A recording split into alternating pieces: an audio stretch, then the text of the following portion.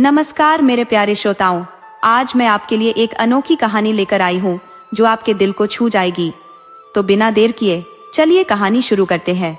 बहुत पुराने समय की बात है। एक गांव में एक सुनार रहता था जो अपने कार्य में अत्यंत कुशल और चतुर था।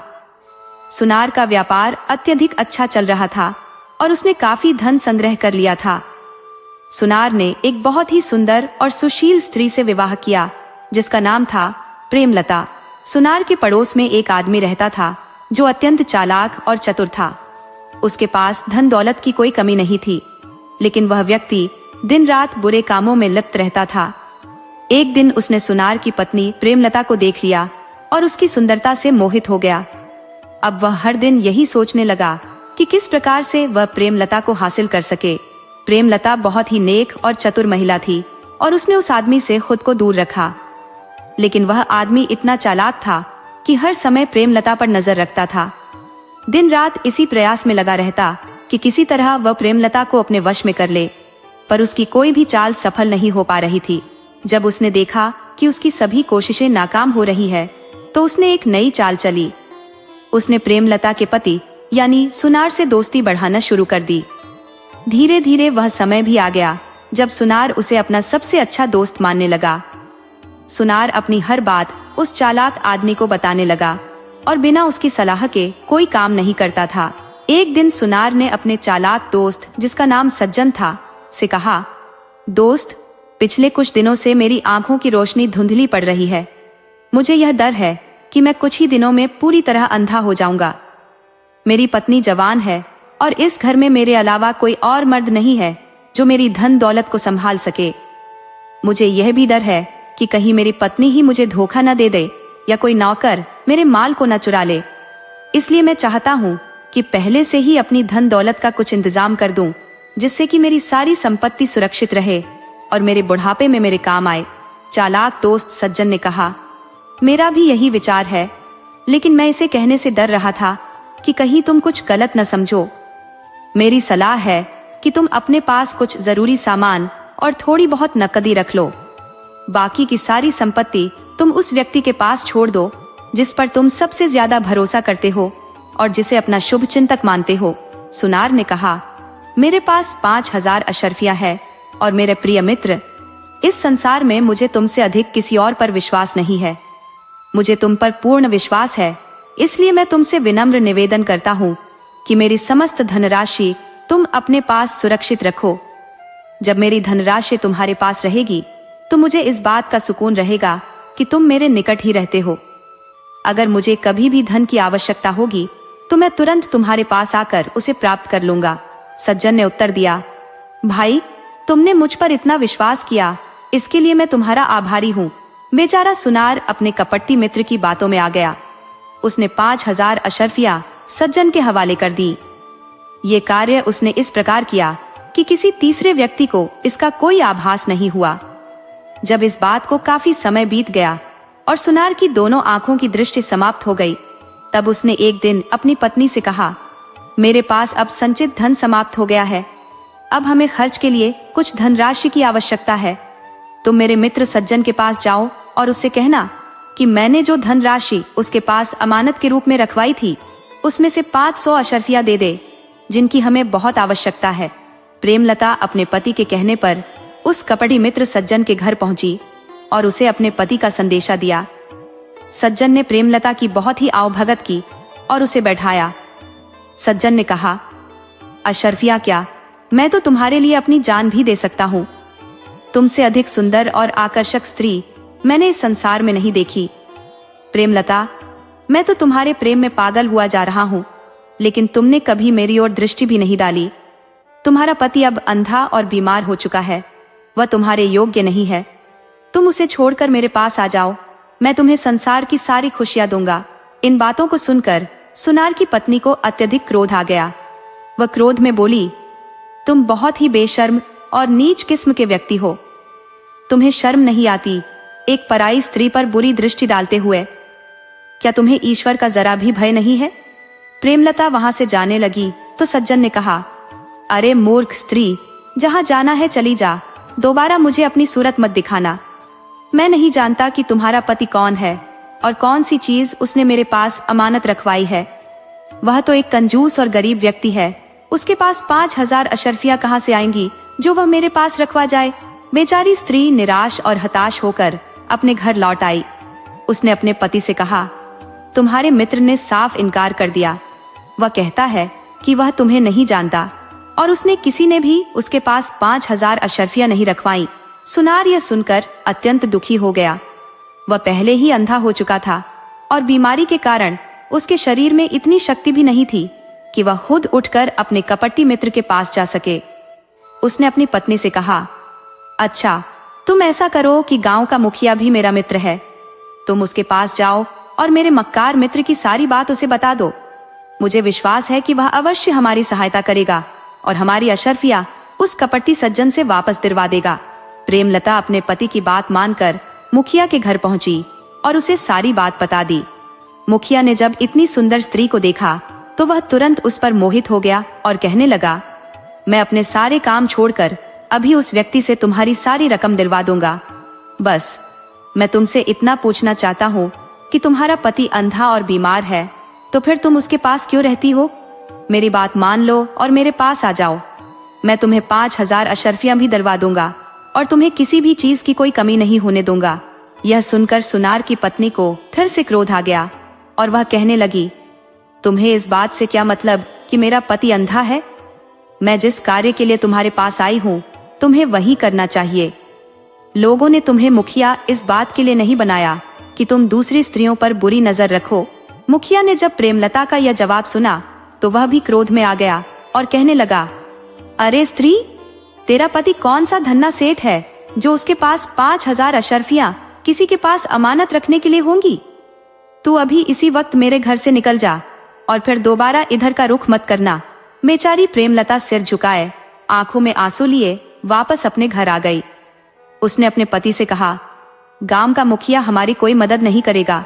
यह सुनकर सुनार चुप हो गया और फिर थोड़ी देर बाद कहने लगा, तुम ऐसा करो कि नगर के कोतवाल के पास जाओ, शायद वह हमारी मदद कर सके, क्योंकि मैंने उसके लिए बहुत से आभूषण बनाए थे और वह मेरे काम से बहुत प्रसन्न भी था। सुनार की पत्नी प्रेमलता कोतवाल के पास गई और उसे भी अपनी पूरी कहानी सुना दी। कोतवाल की नीयत भी प्रेमलता की सुंदरता देखकर डगमगा गई। सारी बात सुनकर वह कहने लगा, तुम दिल छोटा मत करो, ये कौन सी बड़ी बात है। मैं अभी के अभी उस कपटी आदमी से तुम्हारी अशर्फियां वापस दिलवा दूंगा। लेकिन एक बात तो बताओ, तुम्हारा पति अंधा और बीमार है, तो फिर तुम उसके पास क्यों रहती हो? भगवान ने तुम्हें इतना सुंदर बनाया है, तुम किसी को भी अपना गुलाम बना सकती हो। तुम्हारी सुंदरता देखकर मेरे होश हवास गुम हो गए हैं। प्रेमलता ये सुनकर कहने लगी, कोतवाल साहब, आप जरा अपने ओहदे का तो ख्याल कीजिए। क्या आपके घर में बहन बेटियां नहीं है? ये सुनकर कोतवाल गुस्से में आ गया और कहने लगा, अरे औरत, तू क्या फिजूल की बातें करती है? तुझे मालूम नहीं मैं कौन हूँ? चल निकल यहाँ से, खबरदार जो दोबारा कभी यहाँ पर आई तो। प्रेमलता बेचारी मन ही मन में कोतवाल को भला बुरा कहती हुई अपने घर वापस लौट आई। अपने पति से कहने लगी, तुम बेवजह ही मेरी बेइज्जती करवा रहे हो। इस दुनिया में अब किसी के मन में भी ईमान नहीं रहा, इंसाफ नहीं रहा। सुनार को यह सुनकर बड़ा ही दुख हुआ और वह कहने लगा, तुम एक बार नगर के न्यायाधिकारी के पास जाओ, मुझे पूरी उम्मीद है कि वह तुम्हारी सहायता जरूर करेगा। प्रेमलता कहने लगी, मुझे तुम्हारी बात मानने में कोई आपत्ति नहीं है, लेकिन मुझे नहीं लगता कि वहां पर भी मेरी कोई बात सुनी जाएगी। लेकिन तुम कहते हो तो मैं यह भी करके देख लेती हूँ। प्रेमलता जब न्यायाधिकारी के पास पहुंची तो उसकी सुंदरता देखकर न्यायाधिकारी भी उस पर मोहित हो गया। तुम्हारा नाम क्या है? मेरे पास किस काम से आई हो? प्रेमलता ने अपनी सारी कहानी न्यायाधिकारी को बता दी। उसकी बात सुनकर न्यायाधिकारी कहने लगा, मैं तो तुम जैसी औरत का गुलाम बनने को भी तैयार हूँ। तुम कहो तो अभी के अभी उस आदमी से तुम्हारी अशर्फियां दिलवा दूं, लेकिन तुम मेरी एक बात मान लो, आज की रात तुम यहीं पर रुक जाओ। सुनार की पत्नी ने जब यह बात सुनी तो चिल्ला चिल्ला कर न्यायाधिकारी को गालियां देने लगी। इसके बाद वह अपने घर वापस आ गई। रोते हुए वह अपने पति से कहने लगी, इस दुनिया में इंसाफ नाम की कोई चीज नहीं बची है। अब हमें कहीं से भी इंसाफ नहीं मिलेगा। तुम अपनी 5,000 अशर्फियां बस भूल ही जाओ और किसी तरीके से मेहनत मजदूरी करके पेट पालने का इंतजाम करो। सुनार बेचारा अपनी आंखों में आंसू भर लाया और कहने लगा, मैंने अपनी सारी जिंदगी की मेहनत करके 5,000 अशर्फियां इकट्ठी की थी कि बुढ़ापे में मेरी जिंदगी आराम से गुजरेगी। अब जब मेरी सारी मेहनत की कमाई डूब गई है तो मैं भी जिंदा रहकर क्या करूंगा। मेरी तो ईश्वर से यह प्रार्थना है कि वह जल्द से जल्द मुझे इस दुनिया से उठा ले। प्रेमलता ने जब अपने पति की यह दुर्दशा देखी तो उसका हृदय वेदना से भर गया। वह अपने पति से कहने लगी, अगर ईश्वर ने चाहा तो मैं तुम्हारे उस कपटी मित्र, मुखिया, कोतवाल और न्यायाधिकारी से ऐसा प्रतिशोध लूंगी कि वे जीवन भर याद रखेंगे। तुम चिंता मत करो, मैंने एक ऐसी योजना बना ली है। इसके बाद सुनार की पत्नी बाजार गई और एक संदूक बनाने वाले से कहा, मुझे 3 विशाल संदूक बना दो। संदूक इतने बड़े होने चाहिए कि उनमें आदमी आराम से बैठ सके। संदूक वाले ने कहा, ठीक है, शाम तक मैं ऐसे संदूक बना दूंगा। घर वापस आकर प्रेमलता ने अपनी नौकरानी को आदेश दिया कि पूरे घर की अच्छी तरह सफाई कर दी जाए और साथ ही लजीज व्यंजन भी बनाए जाएं। शाम होते होते संदूक तैयार हो गए और सुनार की पत्नी के घर पहुंचा दिए गए। प्रेमलता ने सज धज कर उस चालाक दोस्त के घर का रुख किया जिसके पास 5,000 अशर्फियां अमानत के तौर पर रखी गई थी। प्रेमलता को देखकर सज्जन हैरान रह गया। प्रेमलता बड़े ही प्रेम भरे स्वर में कहने लगी, सचमुच तुम एक बहुत ही अच्छे इंसान हो। मैंने उस दिन तुमसे कठोर बातें कह दी थी, लेकिन बाद में मुझे इसका बड़ा दुख हुआ। अगर मुझे पता होता कि तुम इतने अच्छे व्यक्ति हो तो मैं ऐसी बातें नहीं करती। मैं अपनी गलती को सुधारना चाहती हूँ, इसके लिए मैंने कल तुम्हारे लिए अपने घर पर दावत का आयोजन किया है। कल सुबह तुम मेरे घर आओ ताकि मैं अपनी गलती सुधार सकूं। सज्जन, जो पहले से ही प्रेमलता पर मोहित था, मन ही मन बहुत खुश हुआ और कहने लगा, अरे सुंदरी, सच तो ये है कि मैं भी अपने बर्ताव पर शर्मिंदा हूँ। ठीक है, मैं तुम्हारे कहे अनुसार सुबह तुम्हारे मकान पर पहुंच जाऊंगा। वहां से निकलकर प्रेमलता सीधा मुखिया के घर गई और मुखिया से कहने लगी, मुखिया जी, मैं जब से आपके घर से गई हूँ आपकी सूरत हर वक्त मेरी आंखों के सामने घूमती रहती है। उस दिन के बर्ताव के लिए मैं बहुत ही शर्मिंदा हूँ और आपसे माफी मांगना चाहती हूँ। यदि आपने सचमुच मुझे माफ कर दिया तो कल सुबह मेरे घर जरूर आइएगा। मुखिया बेचारा प्रेमलता की बातों में फंस चुका था और कहने लगा, हाँ, मैं सुबह बिल्कुल ठीक समय पर तुम्हारे घर पहुंच जाऊंगा। प्रेमलता वहां से निकलकर कोतवाल के पास पहुंची और बोली, हुजूर, मैं आपकी दासी हूँ और कल मैं आपके लिए अपने घर पर एक दावत का आयोजन करना चाहती हूँ। कोतवाल ने इतनी सुंदर स्त्री से यह बात सुनी तो तुरंत ही राजी हो गया और बोला, बिल्कुल सुंदरी, हम तुम्हारी दावत पर अवश्य आएंगे। मैं तो पहले से ही तुम्हारे प्रेम में पागल हूँ। वहां से निकलने के बाद प्रेमलता न्याय अधिकारी के पास पहुंची और कहने लगी, हुजूर, उस दिन जो मैंने आपको जली कड़ी सुनाई थी उसके लिए मैं बहुत ही शर्मिंदा हूँ। तब से मेरे मन को चैन नहीं है। आप मुझे अपनी दासी ही समझिए और अपनी खातिरदारी का मौका दें। कल सुबह मैंने आपके लिए दावत रखी है। न्याय अधिकारी ने जब यह सुना तो उछल पड़ा और कहने लगा, बेशक, तुम्हारे जैसी सुंदरी हमें दावत दे तो हम मना कैसे कर सकते हैं। बल्कि मैं खुद भी अपने उस दिन के बर्ताव के लिए बहुत ही शर्मिंदा हूँ। वह भी प्रेमलता की मीठी बातों में फंस गया और दावत में आने की हामी भर दी। प्रेमलता ये सारे काम निपटा कर अपने घर वापस आ गई। घर पहुंचकर उसने अपनी नौकरानी से पूरे घर की सफाई करवाई और विभिन्न प्रकार के पकवान बनवाए। उस रात प्रेमलता खूब सज धज कर तैयार हुई, जबकि दूसरी तरफ सज्जन, मुखिया, न्याय अधिकारी और कोतवाल को नींद नहीं आ रही थी। सुबह के समय सुनार का चालाक दोस्त सज्जन सज धज कर सुनार के घर पहुंचा। सुनार की पत्नी पहले से ही तैयार होकर उसके इंतजार में बैठी थी। जब सज्जन उसके घर आया तो प्रेमलता उसे अंदर कमरे में ले गई और कमरे का दरवाजा बंद कर दिया। सज्जन अपने साथ 100 अशर्फियों की थैली भी लाया था जो उसने प्रेमलता को दी। प्रेमलता ने नौकरानियों से सज्जन के लिए शरबत और खाने पीने का सामान मंगवाया। जब दोनों ने खाना खा लिया तो प्रेमलता की एक नौकरानी, जिसे पहले से ही सब कुछ सिखा रखा था, दरवाजे पर दस्तक दी। प्रेमलता ने उठकर पूछा, क्या बात है? नौकरानी ने कहा, आपका भाई आपसे मिलने आया है। वह इस समय आपके पति के पास बैठे हैं। प्रेमलता ने सज्जन की ओर देखा और कहने लगी, आप यहाँ पर आराम कीजिए, मैं कुछ ही देर में अपने भाई से मिलकर आती हूँ। सज्जन बोला, ठीक है सुंदरी, लेकिन जल्दी आना, अब मैं और इंतजार नहीं कर सकता। प्रेमलता कमरे से बाहर निकली, दरवाजे को बाहर से बंद किया और एक बड़ा सा संदूक वहां पर लाकर रख दिया। इतने में मुखिया भी उसके घर आ पहुंचा और उसने दरवाजे पर दस्तक दी। प्रेमलता ने अपनी नौकरानी से दरवाजा खुलवाया और मुखिया को एक दूसरे कमरे में ले जाकर प्रेम भरी बातें करने लगी। नौकरानी से कहकर उसके लिए खाना मंगवाया। खाना खाने के बाद उसने कहा, मुखिया जी, आज रात आप यहीं रुकिए, यहाँ आराम कीजिए। मुखिया, जो 300 अशर्फिया लाया था, उसने वह प्रेमलता को दे दी। वहां एक सुंदर पलंग बिछा था। प्रेमलता ने कहा, मुखिया जी, आप इस पलंग पर आराम फरमाइए। दोनों बातें कर ही रहे थे कि दरवाजा खटखटाया गया। नगर का कोतवाल आ पहुंचा था। प्रेमलता ने पूछा, कौन है? कोतवाल ने कहा, मैं हूं, नगर का कोतवाल। मुखिया घबरा गया और कहने लगा, ये कोतवाल यहाँ क्यों आया है?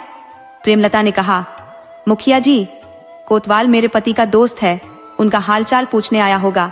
अब आप ऐसा करें कि इस संदूक में छिप जाएं। डरा हुआ मुखिया संदूक के अंदर जाकर बैठ गया। प्रेमलता ने संदूक का ढक्कन बंद करके ताला लगा दिया। फिर कोतवाल को हाथ पकड़कर अंदर ले आई और बोली, आपने बड़ी मेहरबानी की जो मेरी दावत पर आए। आज की रात आप यहीं आराम कीजिए, मैं आपके लिए खाने का इंतजाम करती हूँ। जब वे लोग खाना खा चुके, प्रेमलता कोतवाल से कहने लगी, आप इस पलंग पर आराम से लेट जाइए, इसे अपना ही घर समझिए। कोतवाल पलंग पर लेटने ही वाला था कि तभी न्याय अधिकारी ने दरवाजा खटखटाया।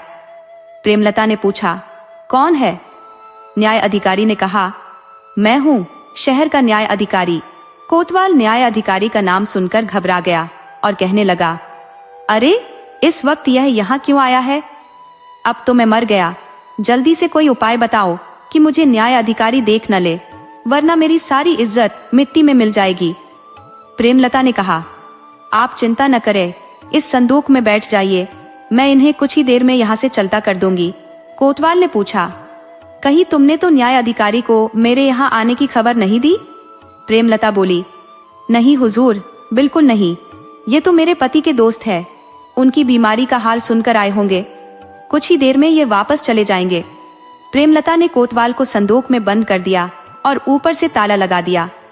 फिर दरवाजे पर गई तो न्याय अधिकारी मुस्कुराहट ले खड़ा था।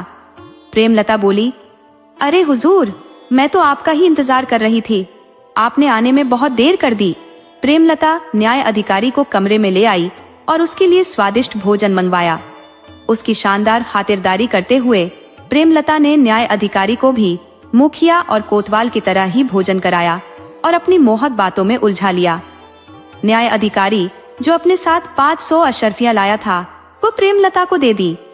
न्याय अधिकारी कहने लगा, प्रिय, अब तुम जल्दी से मेरी बाहों में आ जाओ। प्रेमलता ने उत्तर दिया, अरे हुजूर, इतनी जल्दी क्या है, थोड़ा आराम तो कीजिए। प्रेमलता ने चुपके से अपनी नौकरानी को इशारा किया कि वह वैसा ही करे जैसा उसे सिखाया गया था। नौकरानी ने एक बार फिर दरवाजे पर दस्तक दी। प्रेमलता ने पूछा, कौन है? नौकरानी ने कहा, मालकिन, आपके भाई आपसे मिलने के लिए आए हैं। प्रेमलता ने कहा, मेरा भाई आया है, वह मुझसे मिलना चाहता है। आपको थोड़ी तकलीफ होगी, लेकिन आप इस बड़े से संदूक में छिप जाइए, मैं जल्दी ही अपने भाई को वापस भेज कर आती हूँ। न्याय अधिकारी, जिसकी समझ में कुछ नहीं आ रहा था, वह तुरंत संदूक में छिप गया। प्रेमलता ने ऊपर से संदूक को ताला लगा दिया। अब प्रेमलता ने मुखिया, कोतवाल, सज्जन और न्याय अधिकारी सभी को संदूकों में बंद कर दिया। इसके बाद वह उस कमरे में गई जहां चालाक दोस्त सज्जन बैठा हुआ था। प्रेमलता ने उसके पास जाकर प्रेम भरे अंदाज में कहा, हुजूर, मुझे माफ कर दीजिए कि आपको इतना इंतजार करवाया। असल में मेरा भाई आया हुआ था, मैंने उसे काफी बहाने बनाए, लेकिन वह जाने का नाम ही नहीं ले रहा था। बड़ी मुश्किल से उसे टाल कर आई हूँ। सज्जन ने उत्तर दिया, अरे सुंदरी, इसमें तुम्हारी कोई गलती नहीं है, मुझे इस बात से कोई दिक्कत नहीं है, लेकिन अब तुम मेरी बाहों में आ जाओ, तुम फिर कहीं और मत चली जाना। प्रेमलता बोली, भला ऐसा कैसे हो सकता है हुजूर, मैं तो आपसे भी ज्यादा बेकरार हूँ। प्रेमलता सज्जन को अपने साथ उस कमरे में ले आई जहां 3 संदूक रखे हुए थे। वहां पर कहने लगी, हुजूर, यही वह कमरा है जहां हम आज की रात बिताएंगे। सज्जन ने उत्तर दिया, यह भी खूब रही, अब तुम जल्दी से मेरे दिल की तमन्ना पूरी कर दो। प्रेमलता ने उत्तर दिया, अरे हुजूर, इतनी भी क्या जल्दी है? आप जरा यह तो बताइए कि आपको उन 5000 अशरफियों की भी कोई खबर है जो मेरे पति ने आपके पास रखी थी? आपने वायदा किया था कि अगर मैं आपकी इच्छा पूरी कर दूंगी तो आप 5000 अशरफिया मुझे वापस लौटा देंगे। अब आप जल्दी से अपना वायदा पूरा कीजिए।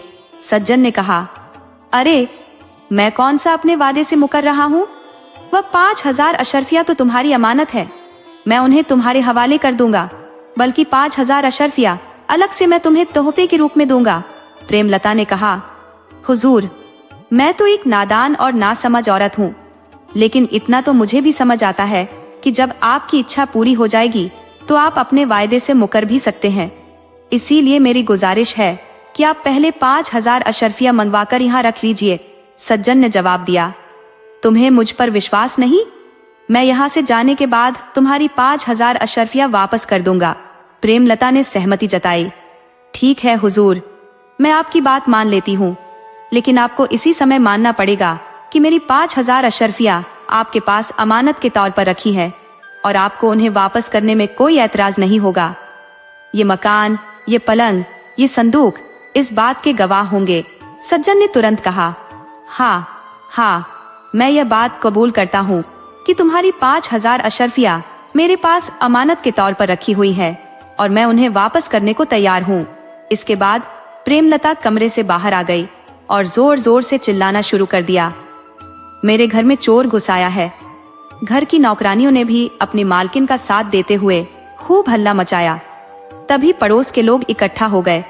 उन्होंने देखा कि सचमुच आधी रात के समय कोई आदमी प्रेमलता के कमरे में बैठा हुआ था। लोगों की भीड़ ने सज्जन कुमार को पकड़ लिया। लोग कहने लगे कि इसे तुरंत कोतवाल के पास ले चलना चाहिए। प्रेमलता ने कहा, नहीं, मुझे कोतवाल पर विश्वास नहीं है, मैं तो इसे सीधा महाराज के दरबार में पेश करूंगी। अब तक सुबह हो चली थी। प्रेमलता ने कुछ लोगों की सहायता से सज्जन को पकड़कर महाराज के दरबार में पहुंचा दिया। महाराज ने कहा, आप किस काम के लिए हाजिर हुए हैं? प्रेमलता ने कहा, महाराज, यह आदमी आधी रात के समय मेरे घर में घुसा था। महाराज ने कहा, अगर ऐसी बात है तो तुम्हें इसे सबसे पहले गांव के मुखिया के पास ले जाना चाहिए था। प्रेमलता ने उत्तर दिया, हुजूर, मैं वहां पर भी गई थी, लेकिन गांव का मुखिया वहां नहीं था। महाराज ने फिर पूछा, फिर तुम इसे कोतवाल के पास क्यों नहीं ले गई? प्रेमलता ने कहा, माफी चाहती हूँ हुजूर, लेकिन कोतवाल भी शहर में नहीं है। महाराज ने आश्चर्य से कहा, ऐसा कैसे हो सकता है? तो क्या तुम न्याय अधिकारी के पास नहीं गई? प्रेमलता ने जवाब दिया, महाराज, न्याय अधिकारी भी मुझे नहीं मिला। महाराज हैरान होकर कहने लगे, ये सब एक साथ कैसे गायब हो गए? कहीं तुम मुझसे झूठ तो नहीं बोल रही? महाराज ने अपने सैनिकों को आदेश दिया, जाकर इन लोगों का पता किया जाए। कुछ ही देर में सैनिक वापस आए और कहने लगे, महाराज, यह औरत सच कहती है, मुखिया, कोतवाल और न्याय अधिकारी सब गायब हैं। तब महाराज ने कहा, औरत, सच सच बताओ कि आखिर माजरा क्या है? प्रेमलता कहने लगी, असल बात यह है महाराज, इस आदमी के पास मेरे पति की 5000 अशरफिया अमानत के तौर पर रखी हुई थी, परंतु अब यह उन्हें वापस करने से इनकार करता है। सज्जन प्रेमलता के इस आरोप को झूठा बताते हुए कहने लगा, हुजूर, मेरे पास इसकी कोई भी 5000 अशरफिया नहीं है। तब महाराज ने प्रेमलता से कहा, क्या तुम्हारे पास कोई गवाह है जो इस बात की गवाही दे सके? जी महाराज, मैं उन गवाहों को दरबार में अभी पेश कर सकती हूँ। आप अपने सिपाहियों से कहकर एक घोड़ा गाड़ी मेरे घर पर भिजवाएं। प्रेमलता ने उत्तर दिया। महाराज ने ऐसा ही आदेश दिया और तुरंत आदेश का पालन किया गया। कुछ ही देर बाद घोड़ा गाड़ी पर 3 संदूक लाद कर राज दरबार में पेश किए गए। महाराज ने जब संदूक देखे तो कहने लगे, प्रेमलता, यह क्या है? ये बेजान संदूक भला गवाही कैसे देंगे?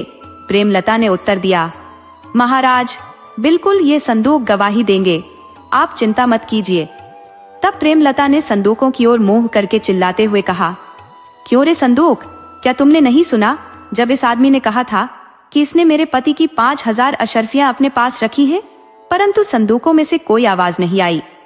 तब प्रेमलता ने कहा, महाराज, मेरी प्रार्थना है कि आप आदेश दीजिए कि कुछ घास फूस और कच्ची लकड़ियां लाकर संदूक के ऊपर रखी जाए और इन्हें आग लगा दी जाए। मुझे पक्का विश्वास है कि संदूक अपनी गवाही जरूर देंगे। महाराज ने तुरंत आदेश दिया और संदूकों के ऊपर घास फूस रखकर उनमें आग लगा दी गई। जैसे ही आग की तपिश बढ़ी, उनके अंदर बैठे हुए मुखिया, कोतवाल और न्याय अधिकारी जोर जोर से चिल्लाने लगे, जी हुजूर, यह औरत बिल्कुल सच कहती है।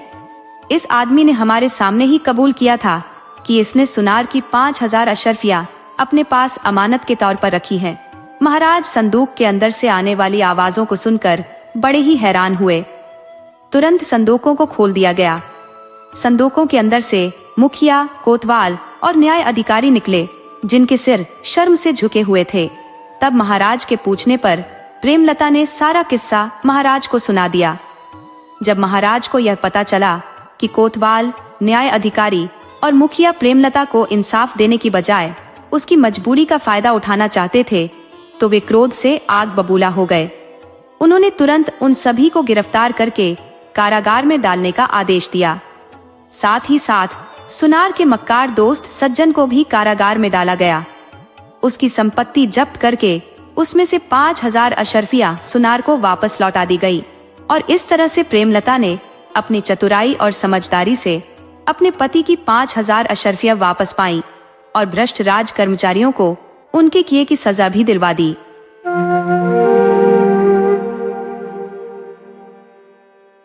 एक गांव में मोती नाम का एक नाई रहता था। वो अपने आप को पूरे गांव का सबसे तेज और होशियार आदमी समझता था। एक दिन मोती सरपंच के बाल काट रहा था और सरपंच को बड़े ध्यान से देखे जा रहा था। गांव के सरपंच ने कहा, क्या बात है मोती नाई, आज तेरा ध्यान बाल काटने पर कम और मुझे देखने पर ज्यादा है। तब मोती बोला, सरपंच जी, आपसे मैंने कितनी बार कहा है, मुझे सिर्फ मोती कहा कीजिए, मेरे नाम के आगे नाई मत लगाया करो। तब सरपंच ने कहा, क्यों, अपने नाम के आगे नाई लगाते हुए तुझे शर्म आती है क्या? मोती ने कहा, ऐसी बात नहीं है सरपंच जी। तब सरपंच जी ने कहा, अबे, ये क्यों नहीं कहता कि तुझे अपने नाम के आगे नाई लगाते हुए शर्म आती है? तू एक नाई है, तेरा बाप भी एक नाई था, यहाँ तक कि तेरे दादा को भी मैं जानता हूँ, वो भी एक नाई थे। तू एक खानदानी नाई है, इसलिए तेरी पहचान तेरे काम से ही होगी। अगर तुझमें कोई काबिलियत है तो छोड़ दे ये काम और कर कोई और काम, लेकिन अपने काम को लेकर कैसी शर्म? मोती अब बोला, अब आपको क्या बताऊं सरपंच जी, मुझे मेरे इसी पेशे से कितनी परेशानी का सामना करना पड़ता है, मैं आपको बता नहीं सकता। सरपंच जी ने कहा, मोती, कैसी परेशानी? तब मोती ने कहा, सरपंच जी, मेरी उम्र 38 वर्ष की हो चुकी है, लेकिन कोई भी लड़की मुझसे शादी करने को तैयार नहीं है। तब सरपंच जी ने कहा, मुझे पता है तुझे न सुंदर लड़की चाहिए, जबकि तूने मोती कभी अपनी शक्ल आईने में देखी है? एक बार मेरे कहने पर अपनी शक्ल आईने में गौर से देखना। अब मोती ने कहा, शक्ल का मैं इतना भी बुरा नहीं हूं सरपंच जी। तब सरपंच ने कहा, अगर इतना बुरा नहीं है तो इतना अच्छा भी तो नहीं है मोती तो। अब सीधे सीधे बता, मुझे इतनी गौर से तू क्यों देख रहा था, क्या कहना चाहता है? तब मोती ने कहा, सरपंच जी, आपको कैसे पता कि मैं आपसे कुछ पूछना चाहता हूँ? तब सरपंच ने कहा, अरे मोती, जब अपनी आंखें चढ़ा चढ़ाकर तू मेरे चेहरे को इतनी गौर से देखेगा तो मुझे तो यही लगेगा ना कि तू मुझसे कुछ पूछना चाह रहा है, लेकिन कुछ कह नहीं पा रहा। अब जल्दी बता कि क्या कहना चाहता है तू? सरपंच की बात सुनकर मोती हिम्मत करके सरपंच जी से बोला कि सरपंच जी, वो बात ये थी कि। सरपंच जी बोले, अब बताना, ये हकलाता रहेगा। तब मोती बोला, सरपंच जी, मैं कैसे बोलूं? सरपंच जी ने कहा, अरे अपने मुंह से बोल। मोती बोला, हाँ हाँ, मुंह से ही बोलूंगा। फिर मोती बोला, सरपंच जी, आपकी बेटी रानी की भी तो अभी तक शादी नहीं हुई है ना, वो भी तो कम से कम 36 बरस के आसपास की है, आप अपनी बेटी की शादी मुझसे करा दीजिए। मोती की बात सुनकर सरपंच गुस्से में आग बबूला होकर खड़ा हो गया और उसने एक जोरदार थप्पड़ मोती के गाल पर जड़ दिया और बोला, नाई, तू जानता भी है कि तू क्या बोल रहा है? तेरे बाप मेरे पिताजी का खास नाई था। सिर्फ तेरे बाप का लिहाज करके तुझे सिर्फ एक थप्पड़ मारा है मैंने। अगर तेरी जगह कोई और यह बोलने की हिम्मत भी करता ना, तो मैं उसकी मार मार कर हड्डी पसली एक कर देता। तेरी हिम्मत कैसे हुई ये सब सोचने की? मोती बोला, सरपंच जी, मैंने ऐसा कौन सी गलत बात कह दी? मैंने तो सिर्फ आपकी बेटी से शादी करने के लिए बोला था। सरपंच ने कहा, अरे ओ बेवकूफ नाई, तू एक नाई है तू, समझ ले अच्छी तरह। तेरा और मेरी बेटी का रिश्ता नहीं हो सकता। मेरी बेटी के बारे में सोचने से पहले एक बार अपना पेशा तो देख लेता। और चल, एक बार को मैं तेरा पेशा भी भूल जाऊं, पर क्या तुमने कभी आईने में अपनी शक्ल देखी है? किसी पुराने पेड़ का घड़िया सड़ा हुआ खजूर दिखता है तो? इतना कहकर सरपंच जी गुस्से में बाहर चले गए। सरपंच जी की बात सुनकर मोती, जो बहुत परेशान था, उन्हें सरपंच जी की बात बिल्कुल भी पसंद नहीं आई थी। मोती बोला, थू है तुझ पर। अरे, अगर मैं नाई हूं तो इसमें मेरी क्या गलती है? क्या मेरे कोई अरमान नहीं है? क्या मेरे कोई सपने नहीं है? ये गांव का सरपंच अपने आप को समझता क्या है? नहीं रहना मुझे अब इस गांव में और नहीं करना मुझे अब ये नाई का धंधा। अब तो मैं सरपंच की बेटी से शादी करूंगा और अब इस गांव में तभी कुछ बनकर ही लौटूंगा और इसकी बेटी से शादी करके दिखाऊंगा। अगले दिन मोती ने अपनी नाई की दुकान बंद कर दी और नए धंधे की तलाश में वह दूसरे गांव की तरफ चल दिया। अब मोती जंगल के रास्ते में ही था, तभी उसके कानों में एक साधु की आवाज टकराई। साधु ने कहा, आगे मत जाना बेटा, आगे एक शेर बैठा हुआ है। मोती ने कहा, साधु बाबा, तुम्हारा दिमाग तो ठीक है, शेर घने जंगलों में होते हैं। साधु ने कहा कि मैं कोई मामूली साधु नहीं हूं बेटा, यकीन नहीं आता तो कुछ देर मेरे पास बैठ जा। अब मोती उस साधु के पास बैठ गया। कुछ ही देर में एक शेर दहाड़ता हुआ आकर उन दोनों को घूरने लगा। मोती बोला, महाराज, ये शेर तो हम दोनों को खा जाएगा, आपने तो मुझे मरवा ही दिया। साधु ने कहा, तू चिंता मत कर बेटा, जब तक मैं तेरे साथ हूं शेर तेरा कुछ नहीं करेगा, ये कुछ देर में वापस चला जाएगा। शेर कुछ देर बाद जंगल की तरफ चला गया। मोती बोला, महात्मा जी, आप तो वाकई बहुत ही पहुंचे हुए हैं। साधु भी रहस्यमयी अंदाज में मुस्कुराकर बोला, मैं जानता हूं बेटा कि तू एक नाई है और नाई का धंधा छोड़कर तू दूसरे धंधे की तलाश में दूसरे गांव जा रहा है ताकि कुछ बनकर अपने गांव वापस आए। तब मोती ने कहा, आप तो अंतर्यामी हैं महात्मा जी, महाराज मेरी मदद कीजिए। साधु ने कहा, क्या चाहते हो बच्चा? तब मोती नाई बोला कि महाराज महात्मा जी, मैं बड़ा आदमी बनना चाहता हूँ। मैं चाहता हूँ कि मेरा विवाह सरपंच की बेटी से हो जाए, लेकिन मेरे काम को देखते हुए सरपंच जी अपनी बेटी का विवाह मुझसे नहीं करना चाहते। इसीलिए मैंने अपना गांव छोड़ दिया, क्योंकि वे सब मुझे वहां पर नाई नाई कहकर पुकारते हैं। इसी वजह से मैं 38 वर्ष की उम्र में भी कुंवारा हूँ। साधु ने कहा, ठीक है बेटा, मैं तेरी मदद करने के लिए तैयार हूँ, लेकिन मैं तुझे अपनी मायावी शक्ति से धन दौलत तो नहीं दे सकता। तब मोती ने कहा, महात्मा जी, मैं आपकी बात का मतलब नहीं समझा। तब उस महात्मा ने कहा कि मैं तुझे एक शक्ति दे सकता हूं मोती। मोती ने कहा, कैसी शक्ति महाराज? तब साधु ने कहा, तू जिस किसी भी व्यक्ति को कुछ देर तक गौर से देखेगा तो तू उस व्यक्ति का कुछ देर बाद भविष्य देख लेगा। अब जो मोती नाई ने कहा, दूसरों के भविष्य को देखने से मुझे क्या फायदा मिलेगा महाराज? तब साधु ने कहा, खुद को बहुत चतुर समझते हो ना तुम तो, अपनी चतुराई से इस शक्ति का फायदा उठा लेना, मगर याद रखना, अगर तू मेरी दी हुई शक्ति का फायदा अपनी चतुराई से उठाने में कामयाब हो जाता है तो ये कभी मत भूलना कि तेरा अतीत क्या था। नाई ने कहा, क्या मतलब महाराज? तब वह साधु महात्मा बोले, मतलब यही कि तू एक नाई था, और हाँ, मेरी दी हुई शक्ति का प्रयोग तू सिर्फ अपने जीवन में 2 बार कर सकता है। इतना कहकर साधु मुस्कुराता हुआ वहां से चला गया। अब मोती दूसरे गांव में चला गया। वह सुबह से लेकर शाम तक गांव वालों को देखता रहा कि तभी उसकी नजर गांव में बनी हुई एक कोठी पर पड़ी। वो कोठी उस गांव के चौधरी की थी। चौधरी अपनी कोठी के बाहर एक शहरी व्यक्ति से अपनी एक जमीन का सौदा कर रहा था। मोती उस चौधरी को गौर से देखने लगा। कुछ देर बाद गौर से देखने के बाद जो मोती की आंखों में चमक आ गई, वह दौड़ता हुआ चौधरी के पास चला गया और मोती ने जाकर चौधरी से कहा, चौधरी साहब, इस सौदे को रोक दीजिए, ये सौदा आपके लिए सही नहीं है। चौधरी ने कहा, तुम कौन हो और ये कैसी बातें कर रहे हो? कहीं तुम पागल तो नहीं हो गए हो? तुम जानते भी हो ये सौदा करोड़ों का है। तब मोती बोला, मेरा नाम मोती है। मैं कुछ दिन पहले विदेश से भारत आया हूं, मगर बस में किसी ने मेरा पासपोर्ट और मेरे सारे पैसे चुरा लिए। तब से मैं ऐसे ही उस चोर को पकड़ने के लिए भटक रहा हूं। देखिए, मैं भी एक बहुत बड़ा बिजनेसमैन रहा हूं। मेरी नजर ये बता रही है कि आपके सामने जो व्यक्ति बैठा हुआ है ये धोखेबाज है। मोती की बात सुनकर चौधरी जी की आंखों में गुस्सा झलकने लगा। चौधरी जी ने कहा, तू तो ये कहना चाहता है कि तू विदेश से पढ़कर आया है तो तू ज्यादा चालाक है, और मैं गांव का चौधरी हूँ तो मुझ में कोई अक्ल नहीं है। तभी चौधरी साहब की पत्नी अपने पति से बोली, अरे एक बार फोन करके पता करने में क्या हर्ज हो सकता है कि इसका अंदाजा सही हो। सोचिए, अगर इसकी बात कुछ प्रतिशत भी सही निकली तो आप तो सड़क पर आ जाएंगे ना। अब चौधरी साहब अपनी पत्नी की बात सुनकर सोच में पड़ गए। वह तुरंत ही फोन लगाकर किसी से बात करने लगे।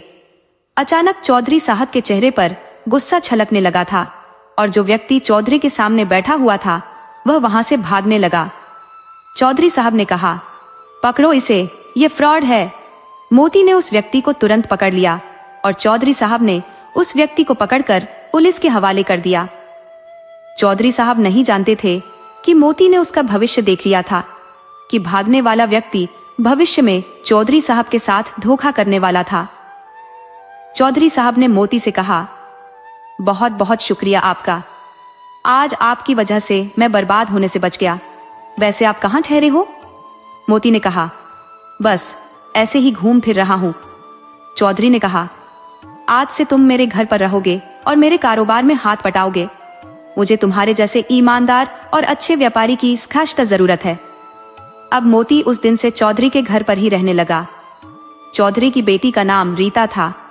अब जो मोती रीता को पसंद करने लगा था। एक दिन चौधरी अपनी बेटी के साथ कार से शहर जा रहा था। तभी मोती बोला, कहाँ जा रहे हो आप? अब चौधरी ने कहा, मोती, अभी कुछ देर पहले ही तो बताया था, मुझे शहर में कुछ काम है, इसी बहाने रीता को कुछ शॉपिंग भी करा दूंगा। मोती ने कहा कि चौधरी साहब, आज मत जाओ, कल चले जाना, आज मुझे कुछ ठीक नहीं लग रहा। चौधरी ने कहा, ये कैसी बातें कर रहे हो मोती तुम? मेरा शहर जाना आज बहुत जरूरी है। मोती ने कहा, अपने उस जरूरी काम को कल निपटा लीजिएगा चौधरी साहब। मोती ने कहा कि कल कर लेना काम, आज मत जाओ। तब चौधरी साहब कहने लगे, मोती, तुम व्यापारी हो, अच्छे व्यापार करना जानते हो, लेकिन अब तो तुम ऐसी बातें कर रहे हो जैसे तुम भविष्य देख सकते हो और तुम्हें पहले से ही आभास हो गया हो। क्या आज मेरे साथ कुछ सही नहीं होने वाला है? चौधरी की बात सुनकर मोती बुरी तरह से घबरा गया। सच तो यही था कि मोती ने चौधरी का भविष्य देख लिया था। वह जानता था कुछ देर बाद चौधरी की कार का एक्सीडेंट हो जाएगा। चौधरी की पत्नी चौधरी से बोली, आप इसकी बात मान क्यों नहीं लेते? अपने जरूरी काम को कल कर लेना। चौधरी बोला, नहीं चौधराइन, आज मेरा जाना बहुत जरूरी है। चौधराइन ने कहा, ठीक है, अगर आपको मोती की बात नहीं माननी है तो आपकी मर्जी, लेकिन मैं रीता को आज आपके साथ नहीं जाने दूंगी। अब चौधरी बोला अपनी पत्नी से, तो ठीक है भाग्यवान, जैसी तुम्हारी मर्जी। और चौधरी वहां से चला गया। मगर कुछ ही देर बाद चौधरी की एक रोड एक्सीडेंट में मौत हो गई। रीता और उसकी मां इस दुनिया में अब अकेली पड़ गई थी। इतने बड़े कारोबार को संभालने वाला अब कोई नहीं था। कुछ दिनों के बाद चौधराइन और मोती से बोली, मोती, मेरे पति के जाने के बाद अब इतने बड़े कारोबार को कौन संभालेगा? मैंने और मेरे पति ने सोचा था कि सारा का सारा कारोबार रीता के पति के हवाले कर देंगे और हम दोनों तीर्थ यात्रा पर चले जाएंगे, लेकिन वह ये दिन देख नहीं सके। मैं चाहती हूँ मेरी बेटी का विवाह तुमसे हो जाए। क्या मोती, तुम मेरी बेटी से विवाह करोगे? चौधराइन की बात सुनकर मोती के मन में लड्डू फूटने लगे। मोती यही तो चाहता था। उसने तुरंत हामी भर दी और दूसरे दिन रीता और मोती का विवाह धूमधाम से संपन्न हो गया। अब मोती रातों रात करोड़पति बन चुका था, लेकिन गांव वालों से मिले मान सम्मान की वजह से वह खुद को राजा समझने लगा था। एक दिन रात के समय मोती अपनी पत्नी से बोला, देखो रीता, तुम मेरी पत्नी हो तो ये तुम्हारे लिए बहुत बड़ी खुशनसीबी की बात है। तुम्हें मेरी सेवा करनी चाहिए। रीता ने कहा, मैं तो आपकी सेवा ही करती हूँ। देखो मैंने एक बार, मोती कहने लगा, तुम्हारे पापा को बर्बाद होने से बचाया था। अगर मैं ऐसा नहीं करता तो वह उसी दिन सड़क पर आ जाते। रीता बोली, अच्छा। तो अब वह कहने लगा, मोती, मेरे पैरों में बहुत ज्यादा दर्द है, तुम मेरे पैरों को दबा दो। मोती की बात सुनकर उसकी पत्नी रीता उसके पैर दबाने लगी। मोती लगातार कई घंटों तक अपनी पत्नी से पैर दबाता रहा। उसकी पत्नी थकान से जैसे ही उसकी आंख झपकी, मोती तुरंत बोला, रीता, जब तक मैं ना कहूं तब तक तुम्हें रुकना नहीं है। इसके बाद तुम्हें मेरा सर भी दबाना है। उस दिन के बाद मोती अपनी पत्नी से रोज रात भर पैर दबवाता। रीता परेशान होकर अपनी माँ से बोली, माँ, इन्होंने तो मेरा जीना हराम कर रखा है। रोज रात भर ये मुझसे कभी पैर कभी सर दबवाते हैं, मैं सो भी नहीं पाती हूँ। चौधराइन बोली, बेटी तू चिंता मत कर। मैंने सुना है कि यहाँ एक बहुत ही पहुंचे हुए साधु महाराज आए हैं जो सबकी मुसीबतें पल भर में दूर कर रहे हैं। कल मैं तुझे चुपके से उन्हीं साधु महात्मा के पास लेकर चलूंगी। अगले दिन रीता अपनी माँ के साथ उन्हीं साधु महात्मा के पास पहुंच गई। साधु ने कहा, क्या हुआ बेटी? रीता ने कहा, महात्मा जी, मेरे पति मुझसे प्यार नहीं करते, मुझसे गुलामों की तरह व्यवहार करते हैं। साधु महात्मा ने कहा, तुम्हारा पति क्या करता है? रीता ने सारी बात साधु महात्मा को बता दी। रीता की बात सुनकर साधु महात्मा रहस्यमयी अंदाज में मुस्कुराते हुए जो रीता से बोले कि जाओ बेटी, कल किसी बहाने से अपने पति को मेरे पास भेज देना। रीता बोली, क्या वह सुधर जाएंगे महात्मा जी? साधु ने कहा, हाँ, मैं अपनी तंत्र मंत्र की शक्ति से उसे बिल्कुल सही कर दूंगा। कल के बाद वह तुम्हारी किसी भी बात से इनकार नहीं कर पाएगा। रीता और उसकी माँ खुश हो गई। अगले दिन रीता अपने पति से बोली, सुनिए जी, सुना है गांव में बहुत पहुंचे हुए महाराज आए हैं, आप उनसे मिलकर क्यों नहीं आते? मोती बोला, हाँ हाँ, मैंने भी सुना है कि गांव में कोई पहुंचा हुआ साधु महाराज आया है। अरे, गांव वाले तो पागल हो गए हैं और मैं पागल नहीं हूं। रीता ने कहा, ऐसा नहीं कहते हैं जी, क्यों ना आप उनसे एक बार मिल आते हो। मोती ने कहा, तुम्हारा दिमाग तो ठीक है ना रीता, उस महाराज को उल्टा मेरे से मिलने आना चाहिए भला। मैं वहां क्यों जाऊं? मैं वहां पर नहीं जाऊंगा। रीता मुंह लटकाकर फिर से साधु महाराज के पास चली गई और बोली, बाबा, वह तो आने को तैयार नहीं है। वह तो उल्टा मुझसे ये कह रहे हैं कि आपको उनसे मिलने जाना चाहिए। रीता की बात सुनकर साधु महात्मा फिर से मुस्कुराते हुए बोले कि किसी बहाने से बेटी अपनी माँ के साथ कुछ देर के लिए दोपहर के वक्त यहाँ पर आ जाना। तुम्हारी गैर मौजूदगी में मैं तुम्हारे घर पर जाकर तुम्हारे पति का तंत्र मंत्र से सही इलाज कर दूंगा। दोपहर के वक्त मोती बोला, रीता, कहाँ हो तुम? तभी कोई जोर जोर से दरवाजा पीटने लगा, क्योंकि अगले दिन रीता अपनी माँ के साथ महात्मा जी के पास चली गई थी। अब मोती बोला, ये दरवाजा भी अब मुझे ही खुद से खोलना पड़ेगा। बताओ कैसे दिन आ गए हैं, अब दरवाजा खोलने के लिए भी मैं स्वयं ही जाऊं। इतना बोलकर मोती ने दरवाजा खोला और मगर सामने का नजारा देखकर वह बुरी तरह से डर गया।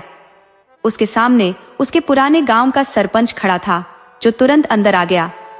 मोती ने कहा, सरपंच जी, आप यहाँ कैसे? सरपंच जी ने कहा, अच्छा, तो तू तो नाईगिरी छोड़कर यहाँ चौधरी बना बैठा है। अगर मैं तेरी पत्नी और गांव वालों को बता दूं कि तूने कभी विदेश की शक्ल नक्शे में भी नहीं देखी, बल्कि तू तो एक नाई है, तो कभी सोचा है तूने मोती, ये गांव वाले तेरे साथ क्या करेंगे? तेरी मार मार कर हालत खराब कर देंगे और तुझे इन लोगों के साथ जो 400 बीसी करने के जुल्म में जेल हो जाएगी। सोच, तेरी पत्नी की नजरों में तेरी क्या इज्जत रह जाएगी मोती? मोती बोला, सरपंच जी, मैंने आपका क्या बिगाड़ा है? आप भला ये कैसी और क्यों किसी को बताएंगे? कैसी बातें कर रहे हैं?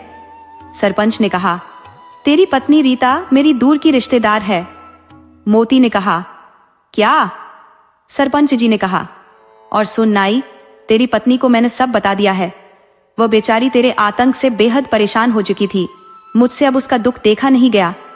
मोती बोला, सरपंच साहब, आपने ये क्या कर दिया?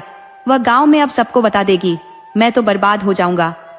सरपंच ने कहा, नहीं नहीं मोती, मैंने उसे मना कर दिया है कि ये राज वह अभी किसी को नहीं बताएगी, लेकिन उसने एक शर्त रखी है। मोती ने पूछा, कैसी शर्त? सरपंच ने कहा, यही कि मोती, आज के बाद तू उसका हर काम करेगा, यहाँ तक कि तू उसके पैर भी दबाएगा। एक जिम्मेदार पति की तरह उसे पत्नी का दर्जा देगा, न कि उसके साथ गुलामों की तरह व्यवहार करेगा। अब मोती ने कहा कि सरपंच जी, मुझे सब मंजूर है। सरपंच बोला, तो ठीक है। इतना बोल सरपंच वहां से चला गया, मगर बाहर आते ही सरपंच साधु में परिवर्तित हो गया और सीधा रीता के पास जाकर बोला, जाओ बिटिया, मैंने तुम्हारे पति को सुधार दिया है। अब रीता खुश होती हुई अपनी माँ के साथ वहां से अपने घर चली गई। उसने घर जाकर देखा कि मोती डरा हुआ सा जो अपनी पत्नी रीता की ओर देख रहा था। मोती बोला, अरे तुम आ गई, तुम थक गई होगी, आओ मैं तुम्हारे पैर दबा देता हूँ। जो रीता यह देखकर बड़ी हैरान थी। उस दिन के बाद अब तो मोती नाई की सारी चतुराई धरी की धरी रह गई। अब वह रीता से और उसकी माँ से, जो मोती के जो कुछ भी नहीं कहता था, उनके साथ अब वह जो कहती उनकी हर बात मानता था। अब तो वह अपनी पत्नी का बहुत ही आदर सम्मान करने लगा था, अपनी पत्नी के सारे काम करता। इस तरह से मोती अपनी पत्नी और सास के साथ अपनी हंसी खुशी जिंदगी बिताने लगा।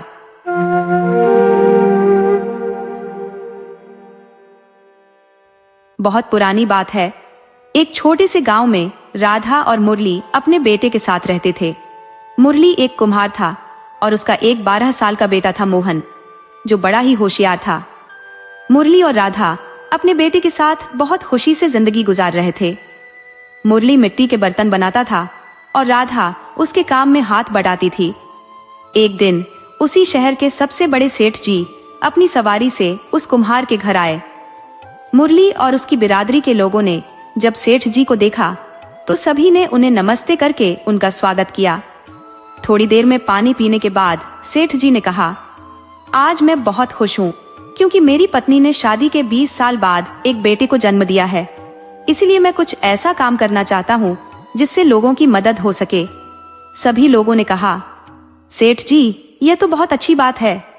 सेठ जी बोले, लेकिन यह सब आप लोगों की मदद के बिना नहीं हो सकता।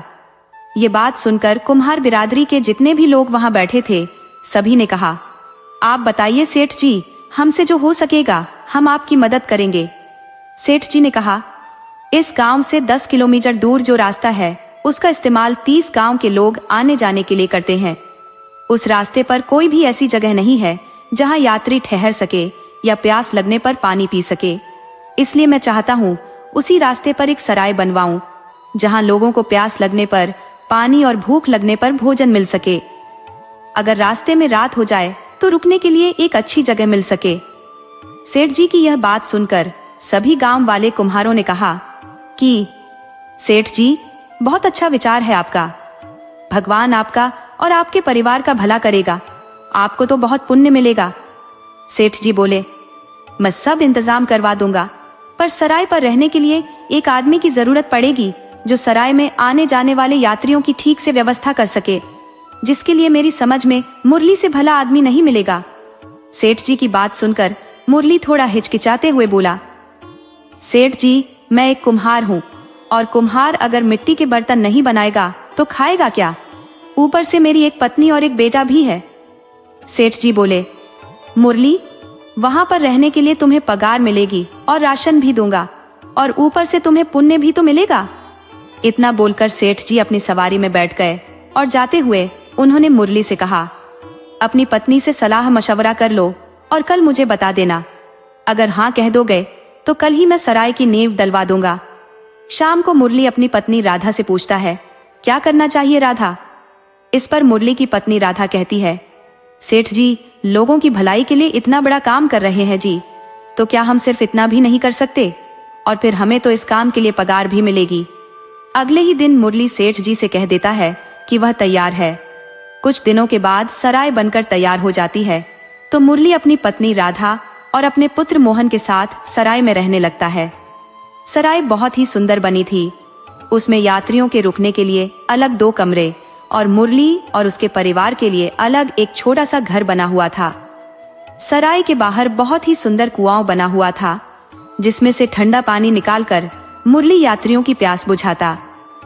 वहां रोज यात्री आते, आराम करने के बाद चले जाते और जाते वक्त ढेर सारी दुआएं मुरली को देकर जाते थे। कई बार तो बड़े बड़े सेठ आते थे और वे मुरली और उसकी पत्नी राधा और उसके बेटे के आदर सत्कार और सेवा से खुश होकर उन्हें इनाम देते, लेकिन वो लोग यही कहकर इनाम लौटा देते कि यह तो हमारा फर्ज है। ऐसे ही धीरे धीरे समय बीतने लगा। गर्मियों के दिन थे। लगभग 1 साल बाद एक सेठ जी अपनी पत्नी के साथ उसी रास्ते से जा रहे थे, तो रास्ते में तेज धूप होने के कारण उनकी पत्नी की तबीयत बिगड़ गई, तो वह सराय में रुक गए। सारी रात मुरली और उसकी पत्नी राधा और उसका बेटा मोहन बीमार सेठानी जी की सेवा करते रहे। सुबह होते होते उनकी तबीयत में सुधार हो गया था। फिर सेठ जी 2 दिन और सराय में रुके और इन 2 दिनों में सेठानी जी बिल्कुल ठीक हो गई थी। तो उन दोनों ने देखा कि मुरली का बेटा बहुत ही होशियार है, तो उनके मन में एक बात आ गई कि सेठ सेठानी ने सोचा, इन लोगों ने हमारी कितनी सेवा की है, हम दोनों को इनकी कुछ मदद करनी चाहिए। शाम को जब मुरली सेठ जी के पैर दबा रहा था, तो सेठ जी ने उससे कहा, देखो मुरली, अगर तुम तैयार हो तो मैं तुम्हारे बच्चे को अपने साथ ले जाना चाहता हूँ। तुम्हारा बेटा बहुत होशियार है, अगर यह व्यापार करेगा तो बहुत धन कमाएगा और यहाँ रहेगा तो बस सारी जिंदगी मिट्टी के बर्तन ही बनाता रहेगा। सेठ जी की बात को सुनकर मुरली एक पल के लिए कुछ नहीं बोल सका। थोड़ी देर चुप रहने के बाद मुरली बोला, सेठ जी, हमारा एक ही पुत्र है जिसे देखकर ही हम जीते हैं। अगर वही हमारे पास नहीं होगा तो हम कैसे रह पाएंगे। इस पर सेठ जी बोले कि मुरली, क्या तुम नहीं चाहते तुम्हारा बेटा भी बड़ा आदमी बने और लोग उसे भी सेठ जी कहकर बुलाए। यह सुनकर मुरली चुप हो गया और सेठ जी की तरफ देखने लगा। सेठ जी मुरली के मन की दशा को समझ गए और वह मुरली से बोले, कोई बात नहीं मुरली, आराम से रात को अपनी पत्नी से सलाह मिलाकर सुबह हमें बता देना। रात को मुरली अपनी पत्नी राधा को दिन में सेठ जी के साथ हुई सारी बात बताता है। मुरली की बात सुनकर उसकी पत्नी राधा मना कर देती है और कहती है, मैं अपने बेटे को कहीं नहीं भेजूंगी, मैं उसके बिना नहीं रह पाऊंगी। इस पर मुरली राधा को समझाता है और उसे शांत कराता है। ज्यादा समझाने पर उसकी पत्नी राधा मान जाती है और अपने बेटे को भेजने के लिए हाँ कर देती है। सुबह सेठ जी जाने के लिए तैयार होते हैं और मुरली से उसका बेटा लाने को बोलते हैं। अब मुरली अपने बेटे मोहन को सेठ जी के साथ भेज देता है। सेठ जी जब मुरली के बेटे को लेकर जाने लगते हैं, तो मुरली और उसकी पत्नी राधा सेठ जी की गाड़ी के पीछे पीछे चलने लगते हैं। काफी दूर चलने पर भी वह दोनों जब नहीं रुकते, तो सेठ जी गाड़ी रोककर उन दोनों को समझाते हैं और समझाकर वापस भेज देते हैं और खुद मुरली के बेटे को लेकर अपने रास्ते चले जाते हैं। मुरली और उसकी पत्नी राधा अब काफी देर तक सेठ जी की गाड़ी को देखते रहे। जब गाड़ी आंखों से ओझल हो गई, तो वे भी वापस अपनी सराय पर आ जाते हैं। अब तो उन दोनों का जीवन किसी अंधकार से भरी कोठरी जैसा हो जाता है। जिस तरह अंधेरी कोठरी का कोई अस्तित्व नहीं होता, उसी तरह उन दोनों को भी अपने बेटे के बिना बेजान कोठरी की तरह कोई जीवन नहीं था। वे अब जो बेजान जिंदगी जीने लगे, वह दोनों अपने बेटे के इंतजार को कम करने के लिए हर दिन जब शाम को अपने घर की दीवार पर एक लकीर खींच देते थे, ताकि याद रहे कि उनके बेटे को गए हुए कितना समय बीत चुका है। अब मुरली के घर हर साल एक योगी बाबा आया करते थे, जो जगह जगह घूमकर भीख मांगकर खाया करते थे। वह हर साल आकर मुरली और उसकी पत्नी को उसके बेटे की जानकारी देते रहते। अब मुरली और राधा के बेटे को गए हुए 8 साल बीत चुके थे। एक दिन मुरली की सराय में एक नया शादीशुदा जोड़ा रात को ठहरने के लिए आया। मुरली की पत्नी राधा ने जब उन दोनों को देखा, तो उसकी आंखें खुली की खुली रह गई, क्योंकि वे दोनों अपने साथ बहुत सारा धन लिए हुए थे, जिसे देखकर मुरली की पत्नी राधा के मन में लालच आ गया और वह उनसे उस धन को लूटने की योजना सोचने लगी। शाम को मुरली उस जोड़े को खाना खिलाने के बाद सोने के लिए बाहर एक कमरे में ठहरा देता है और खुद भी अपनी पत्नी राधा के साथ अपने कमरे में सोने के लिए चला जाता है। आधी रात बीत जाने के बाद मुरली की पत्नी मुरली को जगाती है और कहती है, क्या आप सोते ही रहोगे? मुरली जाग जाता और पूछता है, क्या हुआ राधा, आज तुम सोई क्यों नहीं? अभी तो आधी रात हो रही है और तुम अभी तक जाग रही हो। तब मुरली की पत्नी राधा कहती है, आज मुझे नींद नहीं आ रही। हमारा बेटा धन कमाने के लिए वहां पर कितनी मेहनत कर रहा है। मैं चाहती हूँ जी, जब तक वह लौट कर आए तब तक हम भी कुछ धन इकट्ठा कर लेते हैं, ताकि जब वह लौट कर आए तो उसके धन के साथ हमारा धन मिल जाए, तो हमारा बेटा और भी बड़ा धनवान सेठ बन जाएगा। मुरली कहता है, बात तो तुम सही कह रही हो राधा, लेकिन हम कर भी क्या सकते हैं। हमें तो सेठ जी से पगार मिलती है, उससे तो सिर्फ हमारा खर्चा ही चल पाता है। तुम ही बताओ राधा, अब मैं क्या कर सकता हूँ। तभी मुरली की पत्नी राधा कहती है, अगर तुम कहो तो मेरे पास आपके लिए एक सुझाव है, जिसको करने से बहुत सारा धन इकट्ठा कर सकते हैं। तब मुरली कहता है, बताओ राधा, क्या सुझाव है तुम्हारे पास। तो राधा कहती है कि हमारी सराय में इस समय जो नया शादीशुदा जोड़ा ठहरा हुआ है, उसके पास बहुत सारा धन है। अगर हम इन दोनों को मार दे तो इनका सारा धन हमारा हो जाएगा। मुरली अपनी पत्नी की बातों को सुनकर गुस्से में कहता है, नहीं राधा, हम ऐसा काम नहीं करेंगे जिससे किसी को तकलीफ हो। तब मुरली की पत्नी राधा कहती है, क्या आप नहीं चाहते थे कि हमारा बेटा जल्दी से हमारे पास आ जाए।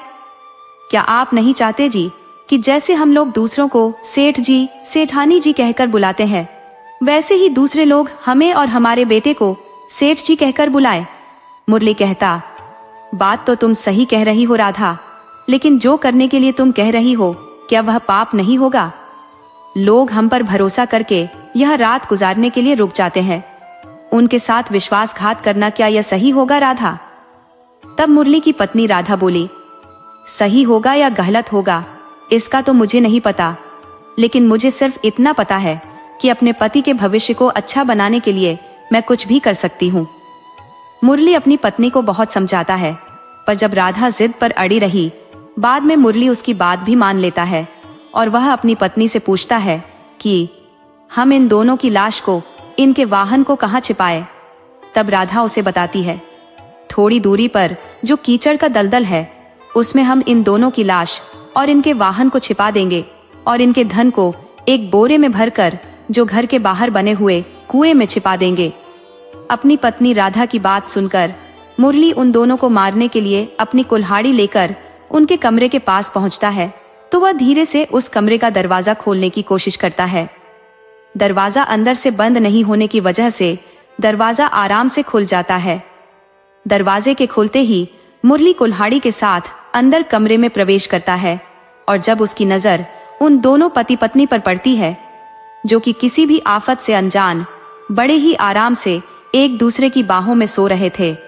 वे दोनों सोते हुए इतने मासूम लग रहे थे कि हाथों में कुल्हाड़ी ली हुए मुरली भी उनकी मासूमियत से मोहित होकर उन पर कुल्हाड़ी न चला सका और उन्हें बिना किसी हानि पहुंचाए वह उनके कमरे से बाहर आ जाता है। जब मुरली की पत्नी राधा ने देखा कि मुरली ने अभी तक दोनों को नहीं मारा, तो वह मुरली से कहती है, क्यों जी, आप क्यों ऐसे ही बाहर आ गए। आप तो उन दोनों को मारने के लिए अंदर गए थे। तब मुरली कहता है कि राधा, उन दोनों की मासूमियत को देखकर मेरा उन्हें मारने के लिए हाथ ही नहीं उठ रहा था, इसलिए मैं वापस आ गया। वे दोनों बेचारे अभी नादान हैं, उन्होंने अभी देखा ही क्या है। मेरे विचार से हमें उन दोनों को कोई भी नुकसान नहीं पहुंचाना चाहिए। लेकिन मुरली की इन बातों का उसकी पत्नी राधा पर कोई असर नहीं हुआ। वह अपनी जिद पर अड़ी रही और कहती है मुरली से कि दोबारा जाओ और उन्हें मारो। अपनी जिद पर अड़ी हुई राधा के आगे जो मुरली विवश हो जाता है और उन दोनों को मारने फिर से चला जाता है। इस बार मुरली जाता है और उनके मासूम चेहरे को देखे बिना ही उन दोनों पति पत्नी को मौत के घाट उतार देता है। कमरे में चारों तरफ खून ही खून दिखाई देता है। मुरली का सारा शरीर और उसके कपड़े भी खून से लथपथ हो जाते हैं। अब मुरली अपनी कुल्हाड़ी से उन दोनों के शरीर पर कई सारे वार करता है, जिस वजह से उन दोनों के शरीर के कई टुकड़े हो जाते हैं। कमरे का दृश्य बहुत ही भयानक हो जाता है, ऐसा दृश्य जिसे देखकर कोई भी घबरा जाए। थोड़ी देर के बाद दोनों पति पत्नी मिलकर कमरे को साफ करते हैं और उन दोनों पति पत्नी के शरीर के टुकड़ों को इकट्ठा करके उन्हें एक पोटली में बांधकर उनके वाहन के साथ ले जाकर दलदल में डाल आते हैं। थोड़ी देर के अंदर ही सब कुछ दलदल अपने अंदर समा लेती है। अब मुरली और उसकी पत्नी राधा मिलकर सारा धन इकट्ठा करके, जो उस पति पत्नी को मारकर प्राप्त हुआ था, एक बोरे में भर लेते हैं और वह धन से भरा हुआ बोरा ले जाकर घर के बाहर आंगन में बने हुए कुएं में डाल देते हैं। जब भी अब कोई भी धनवान व्यक्ति उस सराय में आकर रुकता, तो मुरली और उसकी पत्नी मौका देखकर उस धनवान व्यक्ति की हत्या कर देते और उसका सारा धन इकट्ठा करके कुएं में डाल देते थे। ऐसा कर करके उन दोनों ने बहुत सारा धन इकट्ठा कर लिया था। अब वो अपने बेटे का इंतजार कर रहे थे कि कब उनका बेटा आए और वह उसके धन के साथ साथ अपना धन मिलाकर बहुत जल्दी अमीर आदमी बन जाए। इसी तरह न जाने कितने बेगुनाह उन दोनों के लालच की बलि चढ़ गए। अब धीरे धीरे चारों तरफ यह बात फैलने लगी कि मुरली की सराय के आसपास जो आत्माओं का वास है, वहां जो भी रुकता है, अगली सुबह उसका नामो निशान नहीं मिलता। अब उन दोनों के पास ज्यादा यात्री भी नहीं रुका करते थे, क्योंकि लोग अब डरने लगे थे, पता नहीं अगली सुबह उन्हें देखने को मिले या ना मिले। अब मुरली के बेटे को गए हुए पूरे 18 साल बीत चुके थे। अब शायद उसके लौटने का समय भी आ गया था। एक दिन शाम के समय मुरली की सराय पर एक बहुत ही धनवान व्यक्ति आकर रुकता है, जिसके साथ 4 बैलगाड़ियां थी, जो सभी हीरे जवाहरात आदि से लदी हुई थी। जब वह धनवान व्यक्ति मुरली की सराय पर आकर रुकता है, तो उसके साथ इतना सारा धन देखकर मुरली और उसकी पत्नी राधा की आंखें खुली की खुली रह जाती हैं। देखने में वह व्यक्ति बहुत ही सुंदर था। उसकी उम्र भी यही कोई 26-27 वर्ष रही होगी। वह बहुत ही सुंदर और आकर्षक युवक था। वह नवयुवक जब मुरली के पास आता है और बड़ी शालीनता के साथ वह मुरली और उसकी पत्नी राधा को प्रणाम करता है। मुरली उसके इस तरह के व्यवहार से अनजान था, तो मुरली चौंक जाता है। मुरली की पत्नी राधा भी उसके इतने आदर से प्रणाम करने से खुश हो जाती है और उसे लंबी उम्र का आशीर्वाद देती है। फिर वह लड़का मुरली और उसकी पत्नी राधा से पूछता है, क्या वह यहाँ रुक सकता है? जिस पर मुरली हाँ में गर्दन हिलाकर कहता है, जी जरूर, आप यहाँ ठहरिए, ये सराय इसीलिए तो बनवाई गई है। ये सुनकर वह नवयुवक वहां रुक जाता है। शाम को जब मुरली उस लड़के के खाने के बारे में पूछता है, तो वह लड़का अपना खाना मुरली की पत्नी के हाथों से बनाया हुआ और उनकी रसोई के पास बैठकर खाने की इच्छा व्यक्त करता है, जिसे मुरली मान लेता है। जब वह खाना खा रहा होता है, तो मुरली की पत्नी से पूछता है, क्या आपकी कोई संतान नहीं है? तब राधा कहती है कि हमारा भी एक बेटा है, लेकिन वह अपने घर पर नहीं है। तब वह लड़का पूछता है, तो आपका बेटा कहाँ है? तब राधा कहती है कि बहुत समय पहले की बात है, कोई 20-22 साल पहले, तभी उसे एक सेठ जी अपने साथ ले गए थे उसे व्यापार सिखाने के लिए। अभी तो वह भी बड़ा हो गया होगा। और वह लड़का कहता है, आपने अपने इकलौते बेटे को धन कमाने के लिए अपने से दूर कर दिया, ऐसे धन का क्या करेंगे आप? तब राधा कहती है, जिसके पास बेटा धन नहीं होता, वही उसकी कीमत जानता है। हम नहीं चाहते कि हमारा बेटा भी हमारी तरह सारी जिंदगी गरीबी में बिताए। बातों बातों में अब उस लड़के का खाना हो जाता है, तो मुरली उसे उसके धन के साथ बाहर वाली कोठरी में ठहरा देता है। जब वह लड़का सो जाता है, तो मुरली और उसकी पत्नी राधा भी अपने कमरे में सोने के लिए चले जाते हैं और आराम से लेट जाते हैं। मुरली और उसकी पत्नी राधा ने एक दिन पहले ही तय कर लिया था कि वे दोनों अब किसी को भी कोई नुकसान नहीं पहुंचाएंगे। लेकिन आज जब उन्होंने इतना सारा धन एक साथ एक लड़के को देखा, तो उनकी नीयत फिर से डगमगाने लगी। वे दोनों आपस में बातें करने लगे। राधा कहती है, क्या जी, आपने उस लड़के के पास धन को देखा? कितना धन है? हम लोगों ने तो इतने वर्षों में इकट्ठा किया है, जो उससे भी दुगुना तिगुना धन उसके पास अकेले के पास है। तब मुरली कहता है, हाँ राधा, तुम सही कह रही हो, हमने इतना सारा धन एक साथ कभी किसी के पास नहीं देखा। इतना धन तो किसी राजा के ही पास होगा। राधा कहती है, सुनो जी, क्यों ना हम इस लड़के को भी मार दें और इसका सारा धन अपने पास रख लेंगे। इसके साथ भी कोई नहीं है, तो इसे मारने में हमें कोई परेशानी भी नहीं होगी।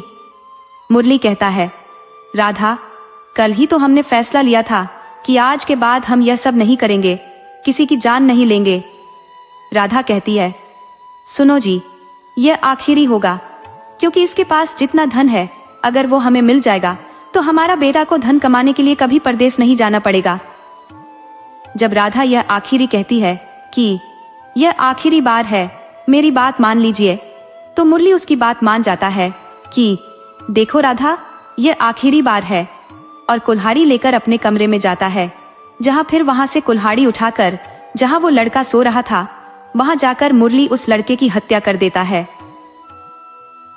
उसे मारने के बाद अब उसकी लाश को और उसके वाहन दोनों को राधा और मुरली उसी दलदल में डाल देते हैं जहां वह समा जाता है। फिर मुरली और राधा उसके धन को एक बोरे में भरते हैं। तभी धन भरते भरते उस धन में दबी हुई एक चिट्ठी मिलती है, जिसे देखकर उन दोनों के होश उड़ जाते हैं और मुरली चिट्ठी को पढ़ने लगता है। उस चिट्ठी में लिखा था, मैं आपकी अमानत आपके पास भेज रहा हूँ।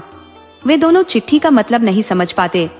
पहले तो वे सारा धन कुएं में डाल देते हैं। जब अगला दिन होता है तो सुबह सुबह वहां एक सेठ जी आते हैं और मुरली गौर से उन्हें देखता है तो उस सेठ जी को पहचान लेता है।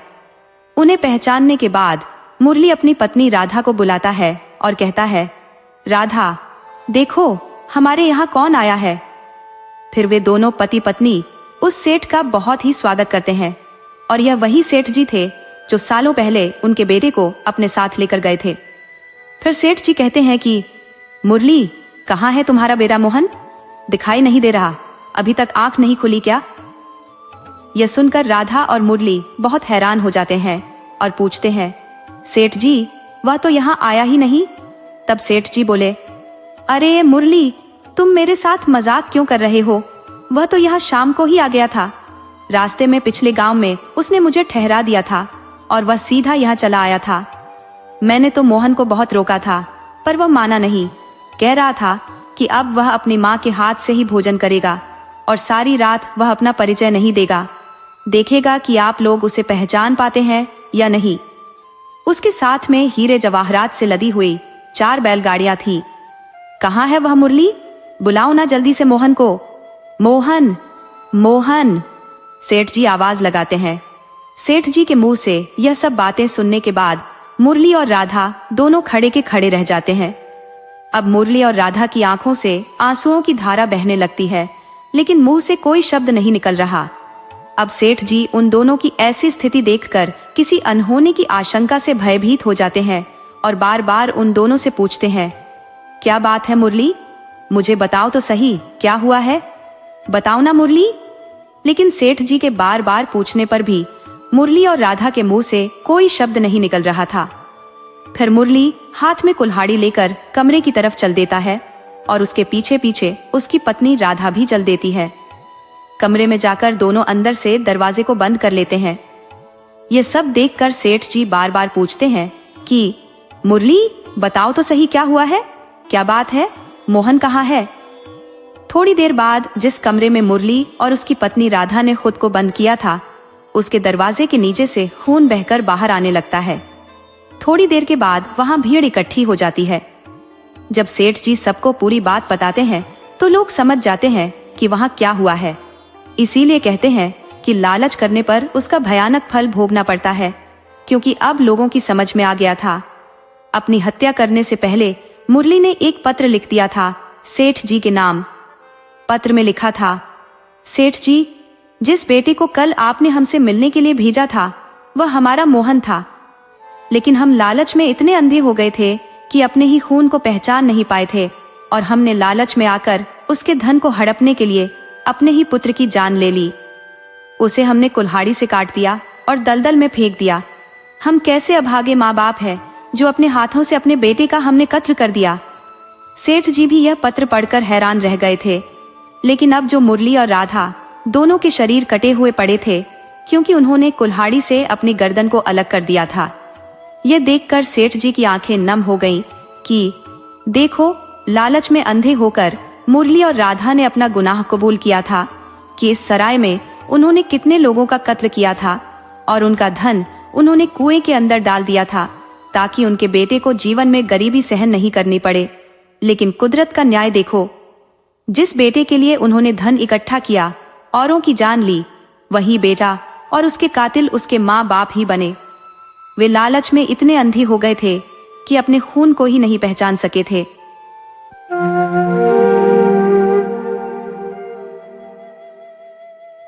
ये कहानी है एक ऐसे जंगल की जिसके बीच में एक रहस्यमयी झील थी और उस झील में रहने वाली एक स्त्री की, जिसके बारे में गांव वाले तरह तरह की बातें करते थे। इस कहानी में आपको एक माँ बेटी का संघर्ष, एक दुष्ट जमींदार का घमंड और एक भले लड़के की नेकी देखने को मिलेगी। ये कहानी हमें सिखाती है कि कर्मों का फल कैसे मिलता है। तो चलिए अब कहानी की शुरुआत करते हैं। ये किस्सा बहुत पुराने वक्त का है। एक गांव था त्रिलोचनपुर, जो एक बड़े ही घने जंगल के किनारे बसा हुआ था। वो जंगल ऐसा था कि दिन में भी अंधेरा लगे, बड़ा ही घना और डरावना। इसी वजह से गांव का कोई भी आदमी उस जंगल में ज्यादा अंदर जाने की हिम्मत नहीं करता था। जंगल के अंदर क्या है, कैसा है, इसकी किसी को कोई खास जानकारी नहीं थी। लेकिन सबने अपने बाप दादों से एक बात जरूर सुन रखी थी कि उस जंगल के बीचों बीच एक झील है। उस झील में एक परी रहती है और जो कोई भी उस झील के पास भटक कर चला जाता है, वो परी उसे अपने साथ ले जाती है। वो इंसान फिर कभी लौटकर वापस नहीं आता। वो परी किस दुनिया की है और क्यों आदमियों को अपने साथ ले जाती है, ये राज कोई नहीं जानता था।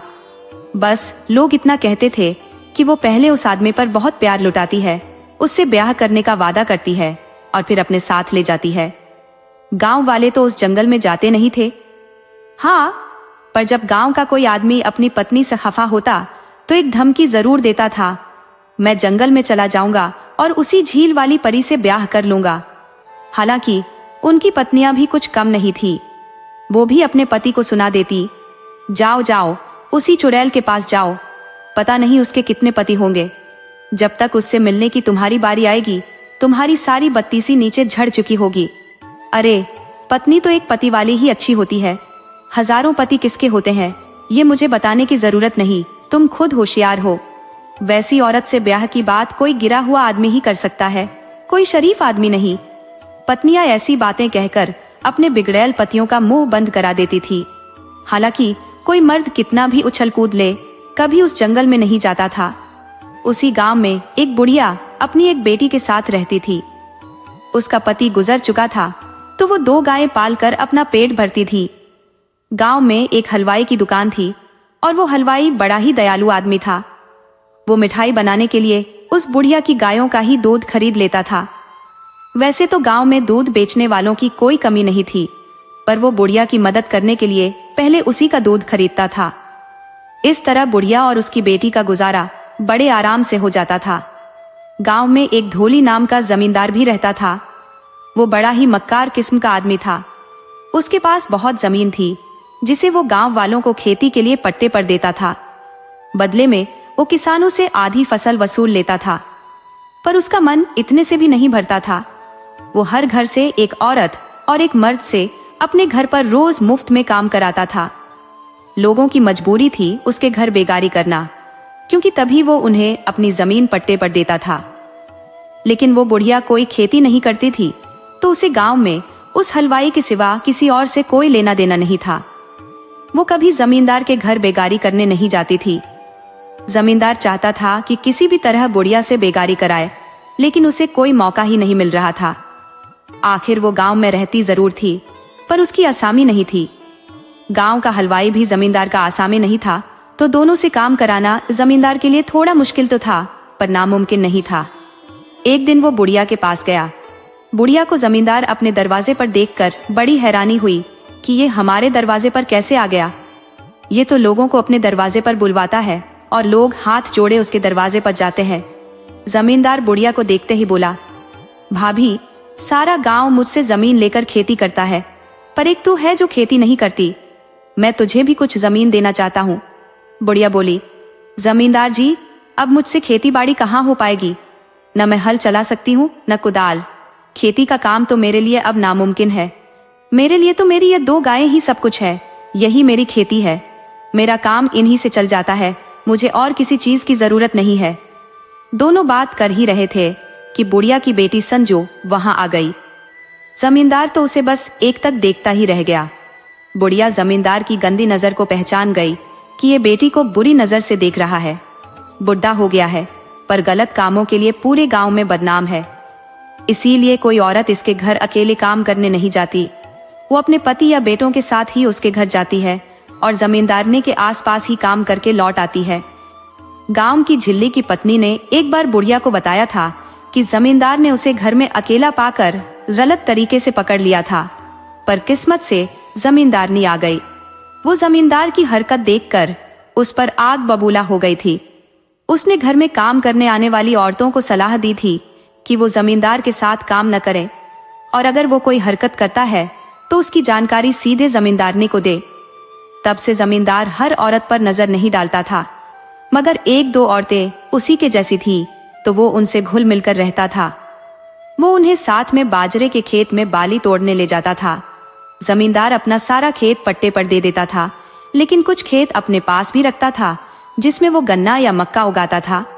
वो अपने खास मतलब के लिए ही ऐसी खेती करता था, वरना उससे उसे कोई कमाई नहीं होने वाली थी। तो वो बुढ़िया की बेटी को एक तक घूर रहा था। बुढ़िया बेटी से बोली, संजू, तुम घर के अंदर जाओ और मैंने जो काम बताया है वो करो। वो सीधे सीधे जमींदार को मना तो नहीं कर सकती थी, भला कोई किसी को देखने से कैसे रोक सकता है। अच्छा तो यही है कि खुद ही बचा जाए। जब जमींदार चला गया तो बुढ़िया बेटी के पास गई और बोली, तुझे जरा भी समझ नहीं है कि किसके सामने जाना है और किसके नहीं। जमींदार के बारे में सारा गांव जानता है कि वो कितना बदमाश है, बस एक तू ही है जिसे कुछ पता नहीं। अब न जाने वो क्या साजिश रचेगा, किसी को क्या पता। मैंने तुझे कई बार समझाया है कि किसी भी औरत को किसी पराये मर्द के सामने बिना वजह नहीं आना चाहिए।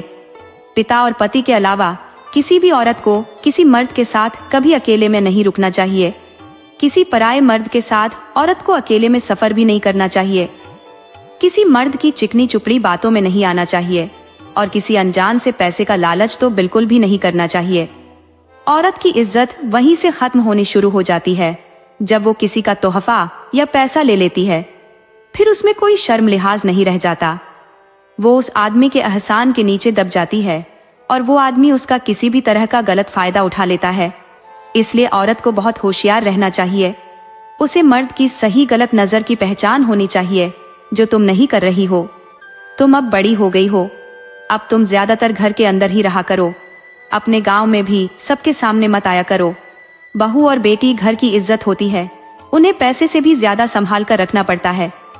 मैं एक अकेली गरीब औरत हूँ और जमींदार गांव का अमीर आदमी है, उसके सामने कोई सिर भी नहीं उठा सकता। वो खुद चलकर आया है, भगवान जाने क्यों आया था और उसके मन में क्या चल रहा है। बुढ़िया रोज बेटी के साथ गाय के लिए घास काटने जाती थी, मगर अब उसे डर लगने लगा। उसे बेटी न तो घर में सुरक्षित लग रही थी न घर के बाहर। उसे समझ नहीं आ रहा था कि क्या करे। वो दिन भर बड़ी उलझन में रही कि शाम को भीखम हलवाई बुढ़िया के पास आया और बोला, काकी, दोपहर में जमींदार हमारी दुकान पर आया था। वो बोल रहा था कि तुम बुढ़िया की गाय का दूध मत खरीदो, तुझे मैं जितना चाहिए सस्ते में दूध दिलवा दूंगा। मैंने जमींदार से कहा, जमींदार साहब, संजू की माँ गरीब है, उसका खर्चा ही गायों से चलता है। अगर मैं दूध नहीं खरीदूंगा तो उनकी रोजी रोटी बंद हो जाएगी। और फिर आप तो दयालु आदमी है, भला किसी को मुश्किल में कैसे देख सकते हैं। जमींदार बोला, तुम ज्यादा होशियार बनने की कोशिश मत करो, मैंने जितना कहा है उतना ही करो, वरना अंजाम बहुत बुरा होगा। आगे तुम खुद समझदार हो। भीखम बोला, काकी, अब मैं क्या करूं, मेरी समझ में कुछ नहीं आ रहा।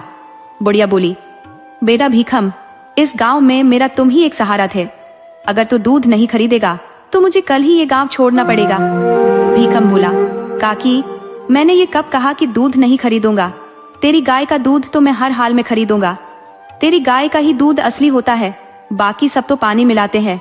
तुम गाय का दूध दुकान पर मत लाना, मेरी पत्नी खुद आकर दूध ले जाएगी। लेकिन एक बात मेरी समझ में नहीं आ रही कि जमींदार तेरे से इतना चिढ़ा हुआ क्यों है।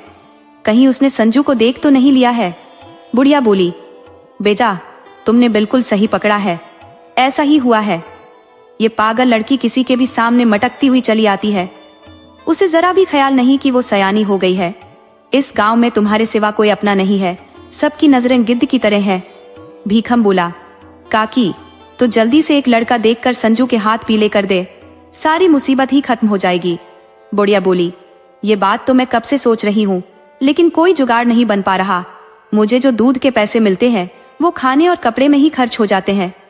थोड़ा बहुत एक बार बचाया था, लेकिन मैं बीमार पड़ गई। वैद्य ने स्वर्ण भस्म और कई महंगी दवाइयां दी, तब जाकर मेरी जान बची।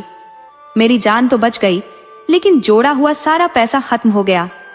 तब से बचत करने की कोशिश कर रही हूँ, पर हो ही नहीं पा रही। भीखम बोला, काकी, मेरे पास भी पैसे नहीं बच पा रहे हैं। घर बनवाया था तो उसमें कर्जदार हो गया था। मुझे घर बनवाना बहुत जरूरी हो गया था। जमींदार कई बार दुकान पर आया था। वहां मेरी पत्नी भी मिठाई बनाने में मेरी मदद कर रही थी। जब वो जमींदार को आते देखती तो घूंघट कर लेती थी। जमींदार उसे देखने के लिए ही रोज दुकान पर आता था और मेरी पत्नी इस बात को समझ रही थी। मैंने पत्नी से कहा, देखो, तुम दुकान पर मत आया करो, जमींदार की नीयत ठीक नहीं लग रही। स्त्री बोली, ये बात तो मैं भी समझ गई हूँ, लेकिन क्या करूं, मैं घर में तो और भी ज्यादा अकेला और असुरक्षित महसूस करती हूँ। वो कई बार दोपहर में घर का दरवाजा खटखटा चुका है, लेकिन मैं दरवाजा खोलने से पहले खिड़की से झांक कर देख लेती हूँ। जब देख लेती हूँ कि जमींदार है तो दरवाजा पीटने पर भी नहीं खोलती, तो वो बड़बड़ाता हुआ वापस चला जाता है। इसीलिए तो मैं अब दुकान पर आने लगी हूँ। पत्नी एक दिन मायके गई तो उसकी माँ ने उसे कुछ समझाया। वो पूरे भरोसे के साथ वापस आई और बोली, अब मैं किसी से नहीं डरती, अब आप अपनी दुकान आराम से चलाओ। जमींदार मेरी पत्नी के पीछे लगा ही हुआ था। एक दिन दोपहर में उसने घर का दरवाजा खटखटाया तो पत्नी ने दरवाजा खोल दिया। जमींदार झट से घर के अंदर घुस गया और दरवाजा बंद कर लिया। वो मेरी पत्नी से बोला, अब तुम जानती हो कि मुझसे बच नहीं पाओगी, तो ये घूंघट किस लिए? पत्नी बोली, आप मर न जाओ इसलिए घूंघट किया हुआ है, लेकिन कहते हो तो हटा ही देती हूँ। पत्नी ने जैसे ही घूंघट हटाया, जमींदार गिरता पड़ता भागा। भागने में उसे बहुत चोट लगी। असल में पत्नी ने चेहरे पर डायन वाला मुखौटा लगा लिया था और ऊपर से शरीर पर कालिख पोत ली थी। जमींदार ऐसा भागा कि अब हमारी गली में आता ही नहीं। वो मेरी पत्नी की परछाई से भी डरता है। इसलिए अब काकी, तेरे घर से दूध मेरी पत्नी ले जाएगी और घर में ही मिठाई बना देगी। मैं उसे दुकान पर ले जाकर बेच दूंगा। तुम्हें अब कहीं जाने के बारे में सोचना भी नहीं। मैं तो कहता हूँ कि तुम कहीं बाहर जाओ तो संजू को मेरी पत्नी के पास छोड़ दो, संजू को कोई खतरा नहीं रहेगा। बुढ़िया बोली, बेजा, तुमने सही कहा है, तुमने तो मेरी सारी मुश्किल ही हल कर दी। बुढ़िया अब बिना किसी चिंता के घर में रहने लगी। वो जब कहीं बाहर जाती तो बेटी को भीखम हलवाई के घर छोड़ आती। अब दिन के वक्त तो संजू भीखम की पत्नी के पास ही रहती। एक दिन दोपहर में जमींदार बुढ़िया के घर आया और बोला, भाभी, सारे गांव की औरतें मेरे घर महीने में एक दिन काम करती है, लेकिन एक तुम ही हो जो इस नियम को नहीं मानती। कभी मेरे घर काम नहीं करती। माना कि तू बूढ़ी हो गई है, तेरे से काम नहीं हो पाएगा, तो अपनी बेटी को ही हमारे घर भेज दिया कर और रोज भेज दिया कर। मैं उससे कोई बेगारी नहीं कराऊंगा, बल्कि उसके बदले तनख्वाह दूंगा, वो भी मुंह मांगी। बुढ़िया बोली, जमींदार, पहली बात तो ये कि मैं तेरी कोई आसामी नहीं हूँ, दूसरी कि मैं बूढ़ी हूँ, मुझसे काम नहीं हो सकता, और तीसरी कि बेटी पराया धन होती है। मायके में कुंवारी बेटी किसी के घर नौकरानी बने, ये तो पूरे गांव की बेइज्जती है। बेटी तो पराई होती है, चाहे वो आपकी बेटी निर्मला हो या हमारी बेटी संजू। जमींदार बोला, तुम अपनी बेटी की तुलना मेरी बेटी से कैसे कर सकती हो? मैं गांव का जमींदार हूँ और तुम एक गरीब बुढ़िया हो। बुढ़िया बोली, मैं कभी आपसे कुछ मांगने नहीं गई, तो आप कैसे कह सकते हो कि मैं गरीब हूँ? अरे, अपने घर की अमीर तो मैं भी हूँ। आप अपना ये खराब दिमाग कहीं और चलाना, मैं आपकी कोई गुलाम नहीं हूँ। बुढ़िया की बात जमींदार को तीर की तरह चुभ गई। कभी किसी ने इस तरह उससे बात नहीं की थी। उसने सोच लिया कि वो बुढ़िया को सबक सिखाएगा। उसकी जमा पूंजी उसकी गायें हैं, वो उन्हीं गायों के दम पर मुझे चुनौती दे रही है। मैं उसकी गायों को ही चोरी करवा लेता हूँ। वो जंगल के पास बसे एक कसाई के पास गया और उससे बोला, तुम कोई इंतजाम करो, हमारे गांव की बुढ़िया की गायों को काटना है। तुम किसी चोर का पता बताओ जो बुढ़िया की गायें चुरा सके, और तुम गायों को यहाँ लाते ही जल्दी से उन्हें काट देना।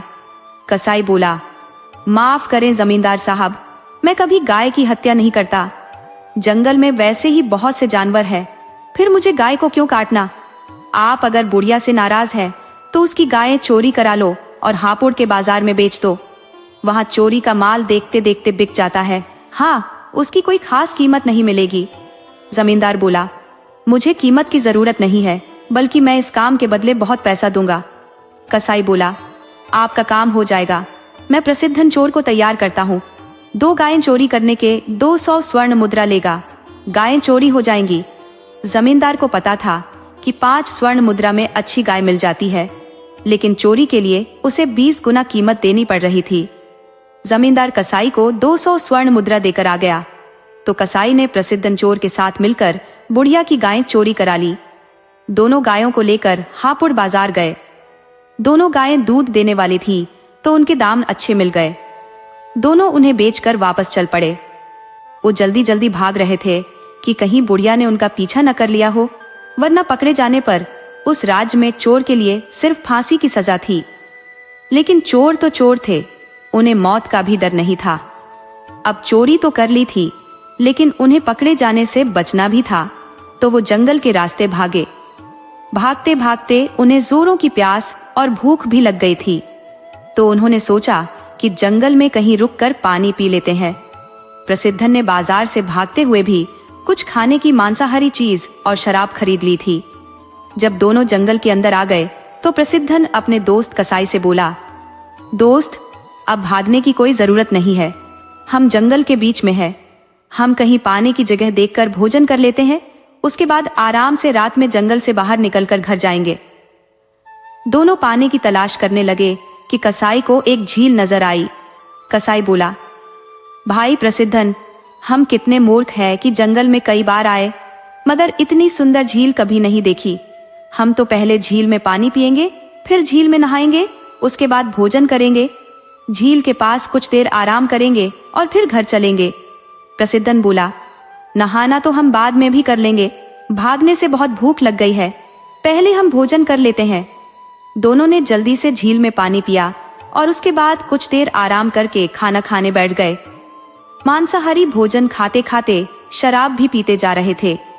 जब दोनों नशे में धुत हो गए, तो वो झील में नहाने की सोचने लगे कि तभी उन्हें झील में एक बहुत खूबसूरत परी जैसी औरत दिखी, जो अर्धनग्न होकर नहा रही थी।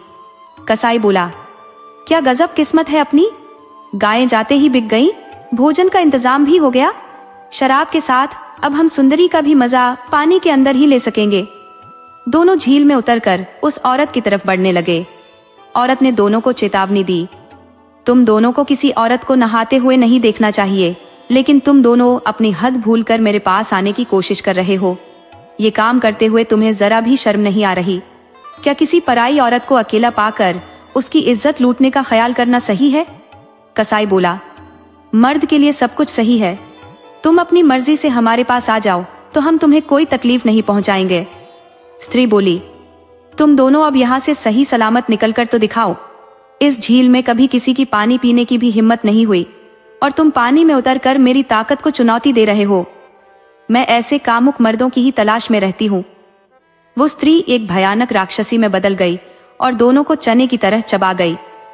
दोनों का काम वहीं तमाम हो गया। उधर सुबह जब बुढ़िया अपनी गायों को चारा डालने गई, तो गायें थी ही नहीं। वो घबराई हुई ये बात बेटी से बताई। दोनों गायें एक साथ गायब कैसे हो गई, उनके बछड़े भी नहीं है। संजू बोली, माँ, मुझे जमींदार पर शक हो रहा है, उसी ने कुछ गड़बड़ किया है। ये बात जंगल की आग की तरह पूरे गांव में फैल गई कि बुढ़िया की गाय चोरी हो गई। धीखम हलवाई की पत्नी दूध लेने आई थी, लेकिन जब गायें ही चोरी हो गई तो वो दूध कहां से ले जाती। उसने साफ कह दिया, ये काम गांव के जमींदार का है। उसी को संजू की मां से जलन थी, वो किसी भी तरह बुढ़िया को झुकाना चाहता है। भीखम की पत्नी बोली, संजू, तुम समझौता मत करना, तुम्हें कभी खाने की कमी नहीं होगी। तुम मेरे घर ही रहो, मेरे साथ काम करो, और उसी से दोनों का काम चल जाएगा। उधर जमींदार ये देखने के लिए आया कि चलकर देखते हैं कि क्या हो रहा है। वो बुढ़िया की गाय चोरी पर अफसोस जताया और बोला, तुम चोरी से हिम्मत मत हारना, तुम संजू को मेरे घर काम पर भेज दो, मैं तुम्हें कल ही 2 गायें खरीद कर दे दूंगा। बुढ़िया बोली, जले पर नमक मत छिड़को जमींदार, मुझे हालातों से लड़ना आता है, मुझे किसी की मदद की जरूरत नहीं। मैं गाय की चोरी की शिकायत राजा के पास जाकर लिखाऊंगी, राजा ही इसका सही इंसाफ करेगा। वैसे मुझे गाय के चोर के बारे में पता चल गया है, लेकिन राजा के जासूस पता लगाएंगे तो सही रहेगा। ये बात सुनकर जमींदार के पसीने छूट गए। बोला, इस छोटी सी बात की शिकायत राजा से करने की क्या जरूरत है? तुम बिना मतलब परेशान होगी। तुम मुझसे 2 गायों की कीमत ले लो, भले ही उस पैसे को मत लौटाना। अब गांव में हूं तो इतना तो फर्ज बनता ही है कि किसी गरीब की मदद करूं। तुम अपनी बेटी को भी कहीं काम पर मत भेजना, तुम्हें कुछ करने की जरूरत ही नहीं है, मैं सारा इंतजाम करा दूंगा। बुढ़िया बोली, मैंने पहले ही कह दिया कि मुझे किसी की कोई मदद नहीं चाहिए, मुझे सिर्फ इंसाफ चाहिए, और इंसाफ सिर्फ राजा कर सकता है, दूसरा कोई नहीं। चोर के लिए राजा ने फांसी की सजा तय कर रखी है। मैं चोरी कराने वाले और चोर दोनों को फांसी पर झूलते देखना चाहती हूँ। गांव के कई लोगों ने भी साथ दिया। हाँ, चोर को तो पकड़ में आना ही चाहिए, वरना वो चोर और मनबड़ हो जाएगा। वो अब हर घर में चोरी करने लगेगा। जमींदार ने गांव वालों को समझाने की कोशिश की। देखो, तुम लोग छोटी सी बात को ज्यादा बढ़ा रहे हो। अरे, मेरा भी कुछ फर्ज है कि नहीं? मैं खुद चोर को पकड़वाने की कोशिश करूंगा। गांव वाले बोले, नहीं जमींदार साहब, आप बूढ़े हो चले हो, आपसे चोर नहीं पकड़ा जाएगा, उसे राजा के सैनिक ही पकड़े, यही अच्छा रहेगा। जब एक सुर में गांव वालों की आवाज उठी तो जमींदार किसी को दबा नहीं सका। उसे लगने लगा कि वो बुरी तरह फंस गया है। उसने घमंड में अच्छे बुरे का ख्याल ही नहीं किया। अब बुढ़िया राज दरबार गई तो राजा अपने जासूस लगा देगा। जासूस 2-4 दिन में सब पता लगा लेंगे। वो गायों को भी बरामद कर लेंगे। कसाई तो मार पड़ते ही सारा राज उगल देगा। मेरा नाम आते ही मुझे फांसी हो जाएगी, मेरी जमींदारी छिन जाएगी। बहुत तनाव में होकर जमींदार घर वापस गया। उसे अपनी मौत बहुत करीब दिख रही थी। उसे लगा कि मुश्किल से 4-5 दिन और जी पाएगा, उसके बाद उसे फांसी लग जाएगी। उसने सुन रखा था कि जंगल में एक झील है और झील में एक सुंदर परी रहती है। वो झील में नहाने वाले से ब्याह करके उसे अपने साथ ले जाती है। मुझे उसी के साथ चले जाना चाहिए। जिंदगी में अब कुछ नहीं रखा है, फांसी की मौत से तो उस परी की गुलामी ही अच्छी। ये सोचकर वो जंगल में चला गया। वो पहले कभी जंगल में नहीं गया था, न ही उसने कभी झील देखी थी, तो वो इधर उधर जंगल में झील की तलाश करने लगा। उसे वो झील जल्दी ही मिल गई तो वो झील में देखने लगा, लेकिन उसे कोई परी नहीं दिखी। वो पानी में नहाने के लिए उतरा तो उसे एक सुंदर स्त्री झील में नहाते हुए दिख गई।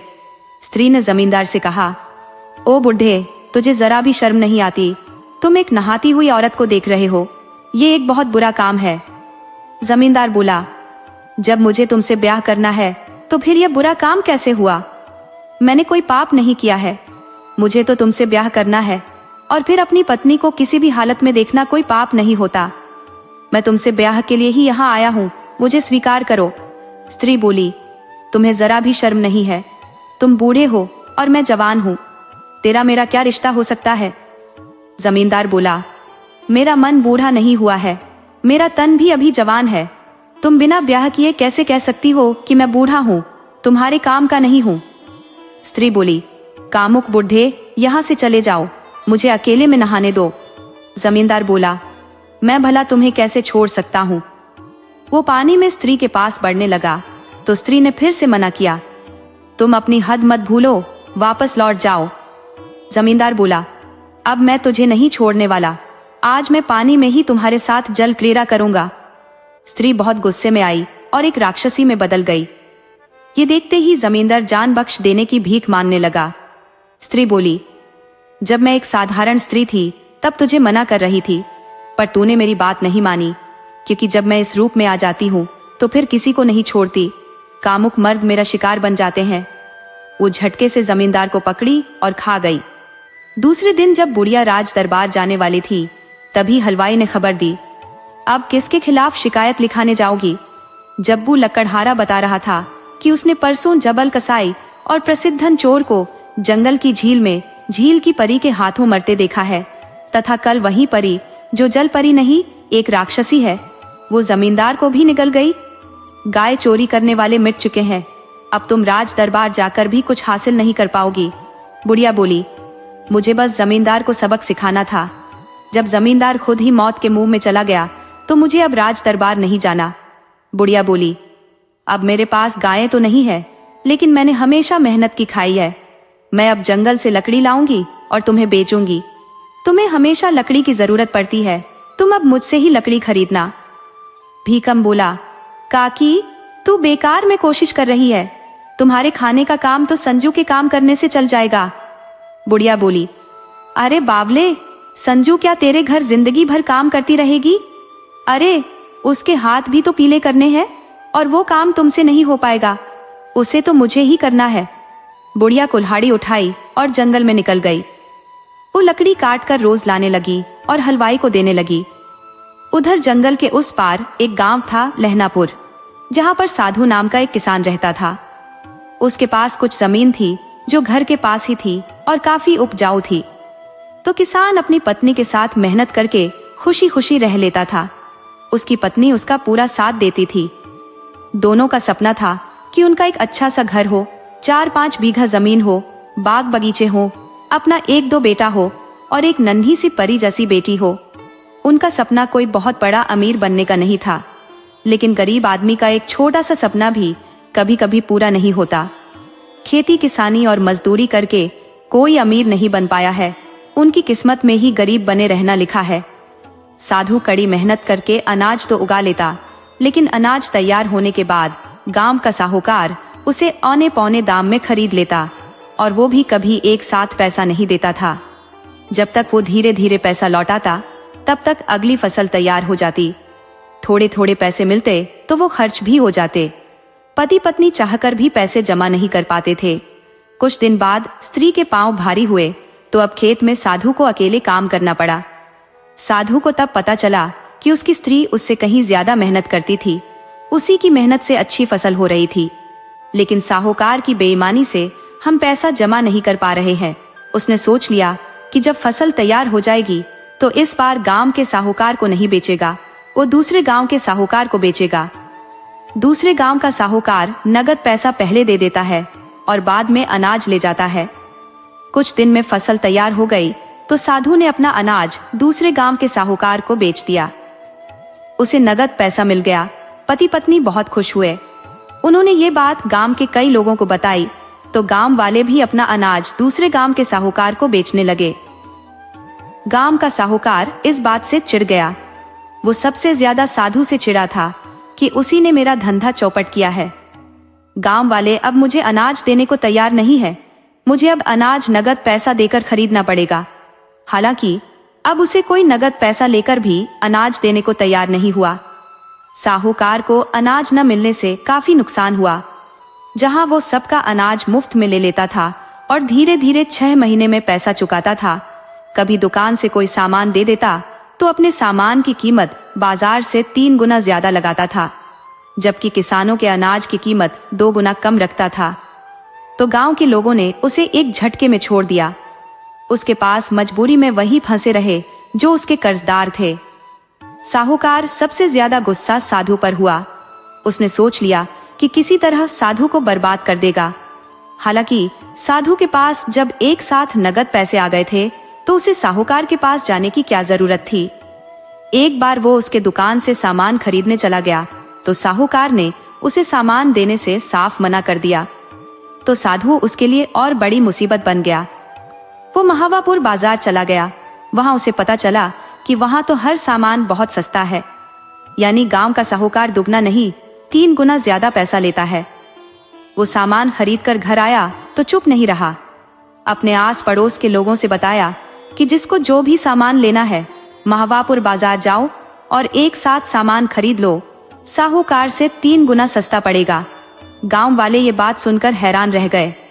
वो सच्चाई जानने के लिए दूसरे दिन झुंड बनाकर महावापुर बाजार गए तो साधु की बात में दम था। गांव वालों ने साहूकार का सीधा बहिष्कार कर दिया। उधर समय के साथ साधु को एक बेटा हुआ तो उसकी पत्नी बच्चे की देखभाल में लग गई। उसे इतनी भी फुर्सत नहीं मिलती थी कि पति की मदद करे, तो साधु को खेत में अकेला काम करना पड़ रहा था, जो उसके बस की बात नहीं थी। वो कम मेहनत करता था, इसलिए उसकी अगली फसल कमजोर हो गई, उतना फायदा नहीं मिला। तो पत्नी उसे डांटने लगी, इस तरह काम करोगे तो खाने के लिए भी अनाज नहीं उगा पाओगे। अब मैं बच्चा देखूं कि घर संभालूं कि बाहर खेत में चलकर काम करूं। उसने पति को समझाया, एक मजदूर रखकर काम करा लिया करो, थोड़ी सी लापरवाही में ज्यादा का नुकसान हो रहा है। खेती में फसल अच्छी न होने से साधु की पत्नी काफी परेशान रहने लगी। उसे चिंता इस कदर हुई कि वो बीमार रहने लगी, मगर वो पति से कुछ नहीं बताती थी। जब उसकी सेहत ज्यादा बिगड़ने लगी तो साधु बोला, रहती घर में हो, कोई काम है नहीं, फिर भी दिन ब दिन दुबली होती जा रही हो, क्या बात है? कहीं तुम बीमार तो नहीं हो?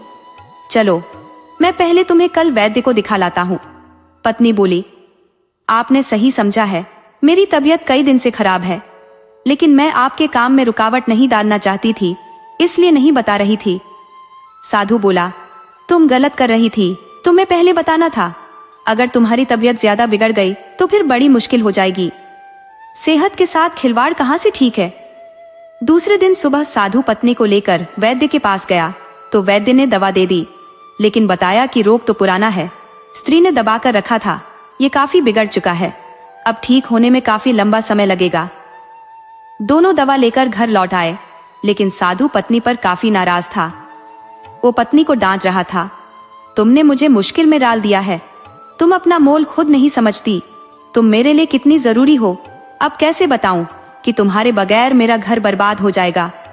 अब भगवान जाने तुम्हें ठीक होने में कितना समय लगेगा। पत्नी बोली, अरे आप मेरी बहुत ज्यादा चिंता करने लगे हो, आदमी की तबीयत तो बिगड़ती रहती है, इसमें इतना घबराने जैसी कोई बात नहीं है, मैं जल्दी ही ठीक हो जाऊंगी। इस तरह समय बीतने लगा, लेकिन स्त्री की तबीयत ठीक नहीं हुई, उसकी सेहत दिन ब दिन गिरती जा रही थी।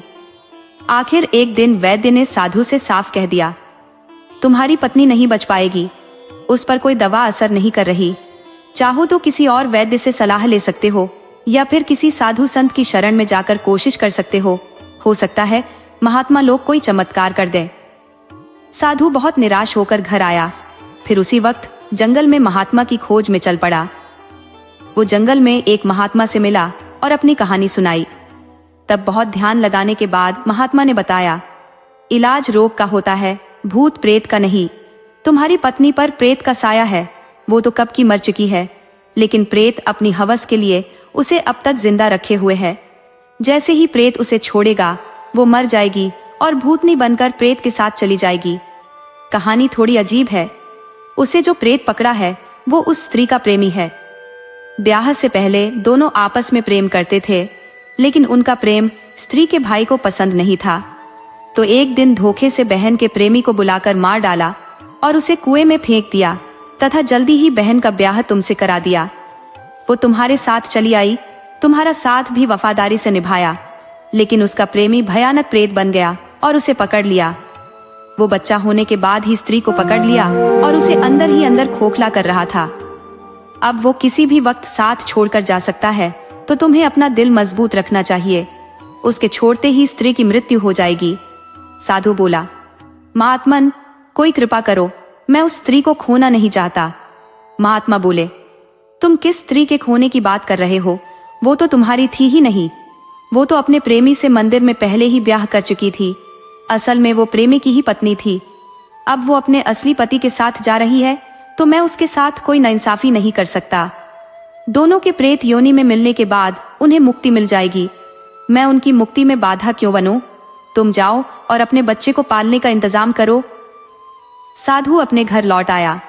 वो महात्मा की बात पत्नी से नहीं बताना चाहता था, लेकिन पत्नी ने उसका चेहरा देखकर अंदाजा लगा लिया कि महात्मा ने जरूर मेरे जीवन की छुपी हुई बात बता दी है। तो वो साधु से बोली, मैंने आपको धोखा दिया है, मैं पहले से ब्याही हुई थी, मेरे भाई ने मेरे पहले पति को मार दिया था, अपने माँ बाप की इज्जत के लिए मैंने आपसे ब्याह कर लिया। मैंने आपको दिल से पति माना, लेकिन मैं अपने पहले पति को भी नहीं भूल पाई। वो प्रेत बनकर मेरे साथ लगा रहा, ये मैं जानती थी, लेकिन मैंने आपसे सच्चाई छुपा कर रखी।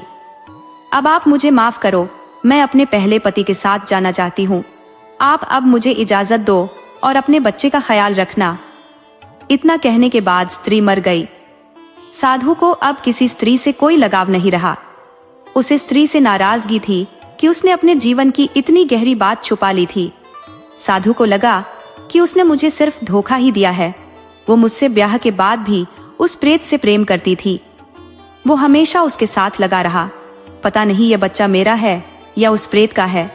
उसने सुन रखा था कि प्रेत औरत के साथ पति की तरह रह लेते हैं। अब चाहे जो भी हो, बच्चे को तो पालना ही पड़ेगा।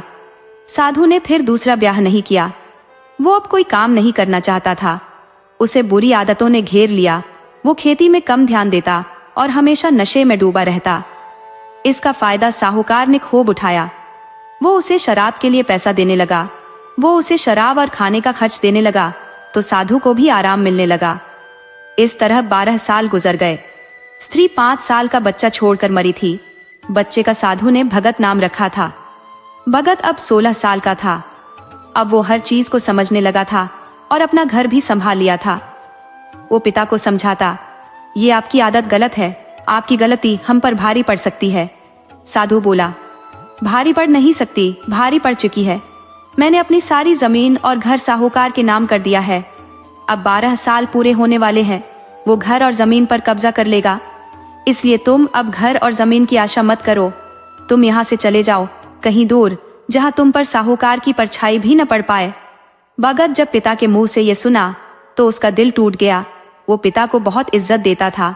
खेत में कड़ी मेहनत करके उसे पैसा दे देता था, लेकिन बदले में साधु ने उसे कुछ नहीं दिया। तो वो निराश होकर घर से चल पड़ा। उसे समझ में आ गया कि दुनिया में जिसकी माँ नहीं होती उसका कोई नहीं होता। वो जंगल का रास्ता पकड़कर चला जा रहा था कि देखा कि एक बुढ़िया ने लकड़ी तो बहुत काट ली है, मगर वो गठरी उससे उठ नहीं रही।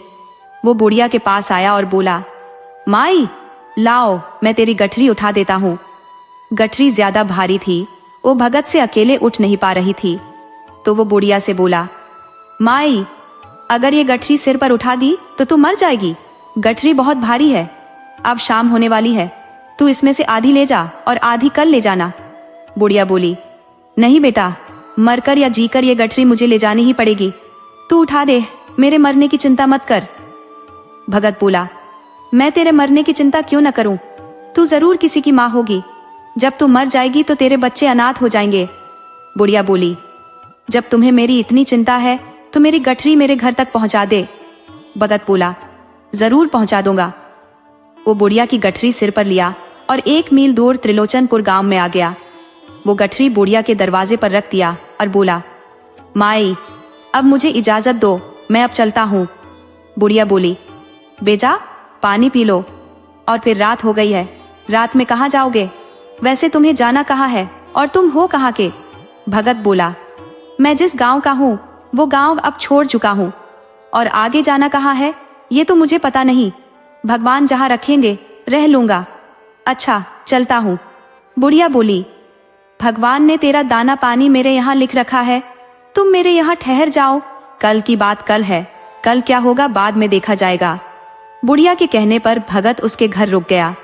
बुढ़िया को भगत बहुत अच्छा लड़का लगा। उसने सोच लिया कि जब इसका कोई घर बार नहीं है तो मैं इसे साथ रख लेती हूँ। बाद में अच्छा लगा या वफादार निकला तो संजू के लिए सबसे अच्छा रहेगा। दूसरे दिन जब उसने जाने का सोचा तो बुढ़िया बोली, जब तक तुम्हें ये पता न चल जाए कि कहाँ जाओगे तब तक कैसे जाओगे? तुम 1-2 महीने हमारे घर रहो, फिर मन में जगह तय कर लो कि कहाँ जाओगे। भगत बुढ़िया की बात मानकर उसके घर रह गया। बुढ़िया का घर उसे अपना सा लगा। संजू ने उसे बड़े प्यार से खाना खिलाया तो दूसरे दिन वो खुद से लकड़ी लाने जंगल में चला गया। इस तरह वो रोज लकड़ी लाने लगा। अब वो भी बुढ़िया के घर से जाना नहीं चाहता था। उसे संजू अच्छी लगने लगी थी। उसने संजू से ब्याह करने का सोच लिया। तो बुढ़िया भी अब संजू का ब्याह उससे कर देना चाहती थी, मगर कोई अभी एक दूसरे से ये बात कह नहीं पा रहा था। एक दिन भगत जंगल में बहुत अंदर तक चला गया। वो उस झील के पास चला गया जहां वो स्त्री के रूप में राक्षसी रहती थी। वो एक खूबसूरत स्त्री बनकर नहा रही थी। भगत को प्यास लगी थी। वो पानी पीने के लिए झील के पास गया था, लेकिन एक स्त्री को नहाते देखकर वो बिना पानी पिए ही लौट चला। स्त्री बोल उठी, ओ नौजवान, तुम झील में पानी पी सकते हो, मैं कम कपड़ों में नहीं नहा रही, तुम्हें कोई दोष नहीं लगेगा। भगत बोला, नहीं देवी, पुरुष को किसी भी हालत में स्त्री को नहाते हुए नहीं देखना चाहिए। मुझसे भूल हुई, मुझे माफ करो। स्त्री बोली, आप एक बहुत ऊंचे विचार के पुरुष हो, क्या आप मेरे लिए एक काम करोगे? भगत बोला, जरूर करूंगा, आप काम बताओ, मगर कोई मर्यादा वाला काम बताना। स्त्री बोली, एकदम मर्यादा वाला काम है। पास में एक बरगद का पेड़ है, तुम उसके पास चले जाओ और उस बरगद की सबसे ऊंची डाली पर एक घड़ा टंगा है, तुम उसे फोड़ दो और मेरे पास आओ। भगत उस पेड़ के पास गया तो उसे हैरानी हुई कि सचमुच एक घड़ा पेड़ पर टंगा था। भगत ने बिना देर किए उस घड़े को फोड़ दिया। वो फिर झील के पास आ गया तो वो सुंदर कन्या अब झील से बाहर आ चुकी थी। वो बोली, युवक, मैं अब आपसे ब्याह करना चाहती हूँ। तब भगत बोला, देवी जी, मैं पहले से अपने लिए लड़की देख चुका हूँ, अब मैं कोई गलत काम नहीं कर सकता। आप एक देवी हो, आपको तो ऐसा सोचना भी नहीं चाहिए। वो स्त्री बोली, युवक, मैं हजारों वर्ष की हूँ, तुम मेरे सामने बहुत छोटे हो, तुमने मुझे मना करके खुश कर दिया है। मैं तुम्हें कुछ तोहफा दूंगी, लेकिन पहले बता देती हूँ कि मैं कौन हूँ। मैं देवलोक की परी हूँ। मुझ पर एक पाखंडी सन्यासी का दिल आ गया। वो मुझे जबरदस्ती हासिल करना चाहता था तो मैंने उस पर हमला कर दिया। उसने मुझे श्राप दिया कि जाओ, राक्षसी हो जाओ। तब से मैं इस झील में रहा करती थी। मेरी शक्ति बरगद के पेड़ पर टंगी थी, उस महात्मा ने टांग दिया था। मैं चाहती थी कि कोई पुरुष मेरी मदद करे, लेकिन सब के सब कामुक निकले और मेरा भोजन बनते गए। तुम ही एक मर्यादा वाले पुरुष मिले जिसने मुझे मुक्ति दे दी है। मैं यहाँ से जाने से पहले तुम्हें एक सोने का घड़ा देती हूँ। इसमें से जितनी भी सोने की मोहरें निकालोगे ये कभी खाली नहीं होगा। इसे रख लो। वो घड़ा देकर गायब हो गई। भगत घड़ा लेकर बुढ़िया के घर आ गया और बोला, माई, इसे रखो। इस घड़े में से जितना धन निकालोगे कभी कम नहीं होगा। उसने झील वाली पूरी कहानी उसे सुना दी और बोला, मुझे आपकी बेटी पसंद है, क्या आप उससे मेरा ब्याह करा दोगी? बुढ़िया बोली, अरे बुद्धू, वो तो कब से तेरी पत्नी बनी बैठी है, तुम ही उसका ध्यान नहीं दे रहा था। बुढ़िया ने दोनों का ब्याह करा दिया। सभी खुशी खुशी साथ रहने लगे। इस कहानी से हमें यही सीख मिलती है कि जिसकी नीयत साफ होती है भगवान भी उसके लिए रास्ता बना ही देते हैं। बुराई का अंत हमेशा बुरा होता है और नेकी का फल चाहे देर से ही सही पर मिलता जरूर है। अगर आपको हमारी ये कहानी अच्छी लगी हो तो हमारे चैनल को सब्सक्राइब करें, इस वीडियो को लाइक करें और इसे अपने दोस्तों और परिवार के साथ शेयर करें। आपसे फिर मिलते हैं एक नई वीडियो के साथ। तब तक के लिए राधे राधे।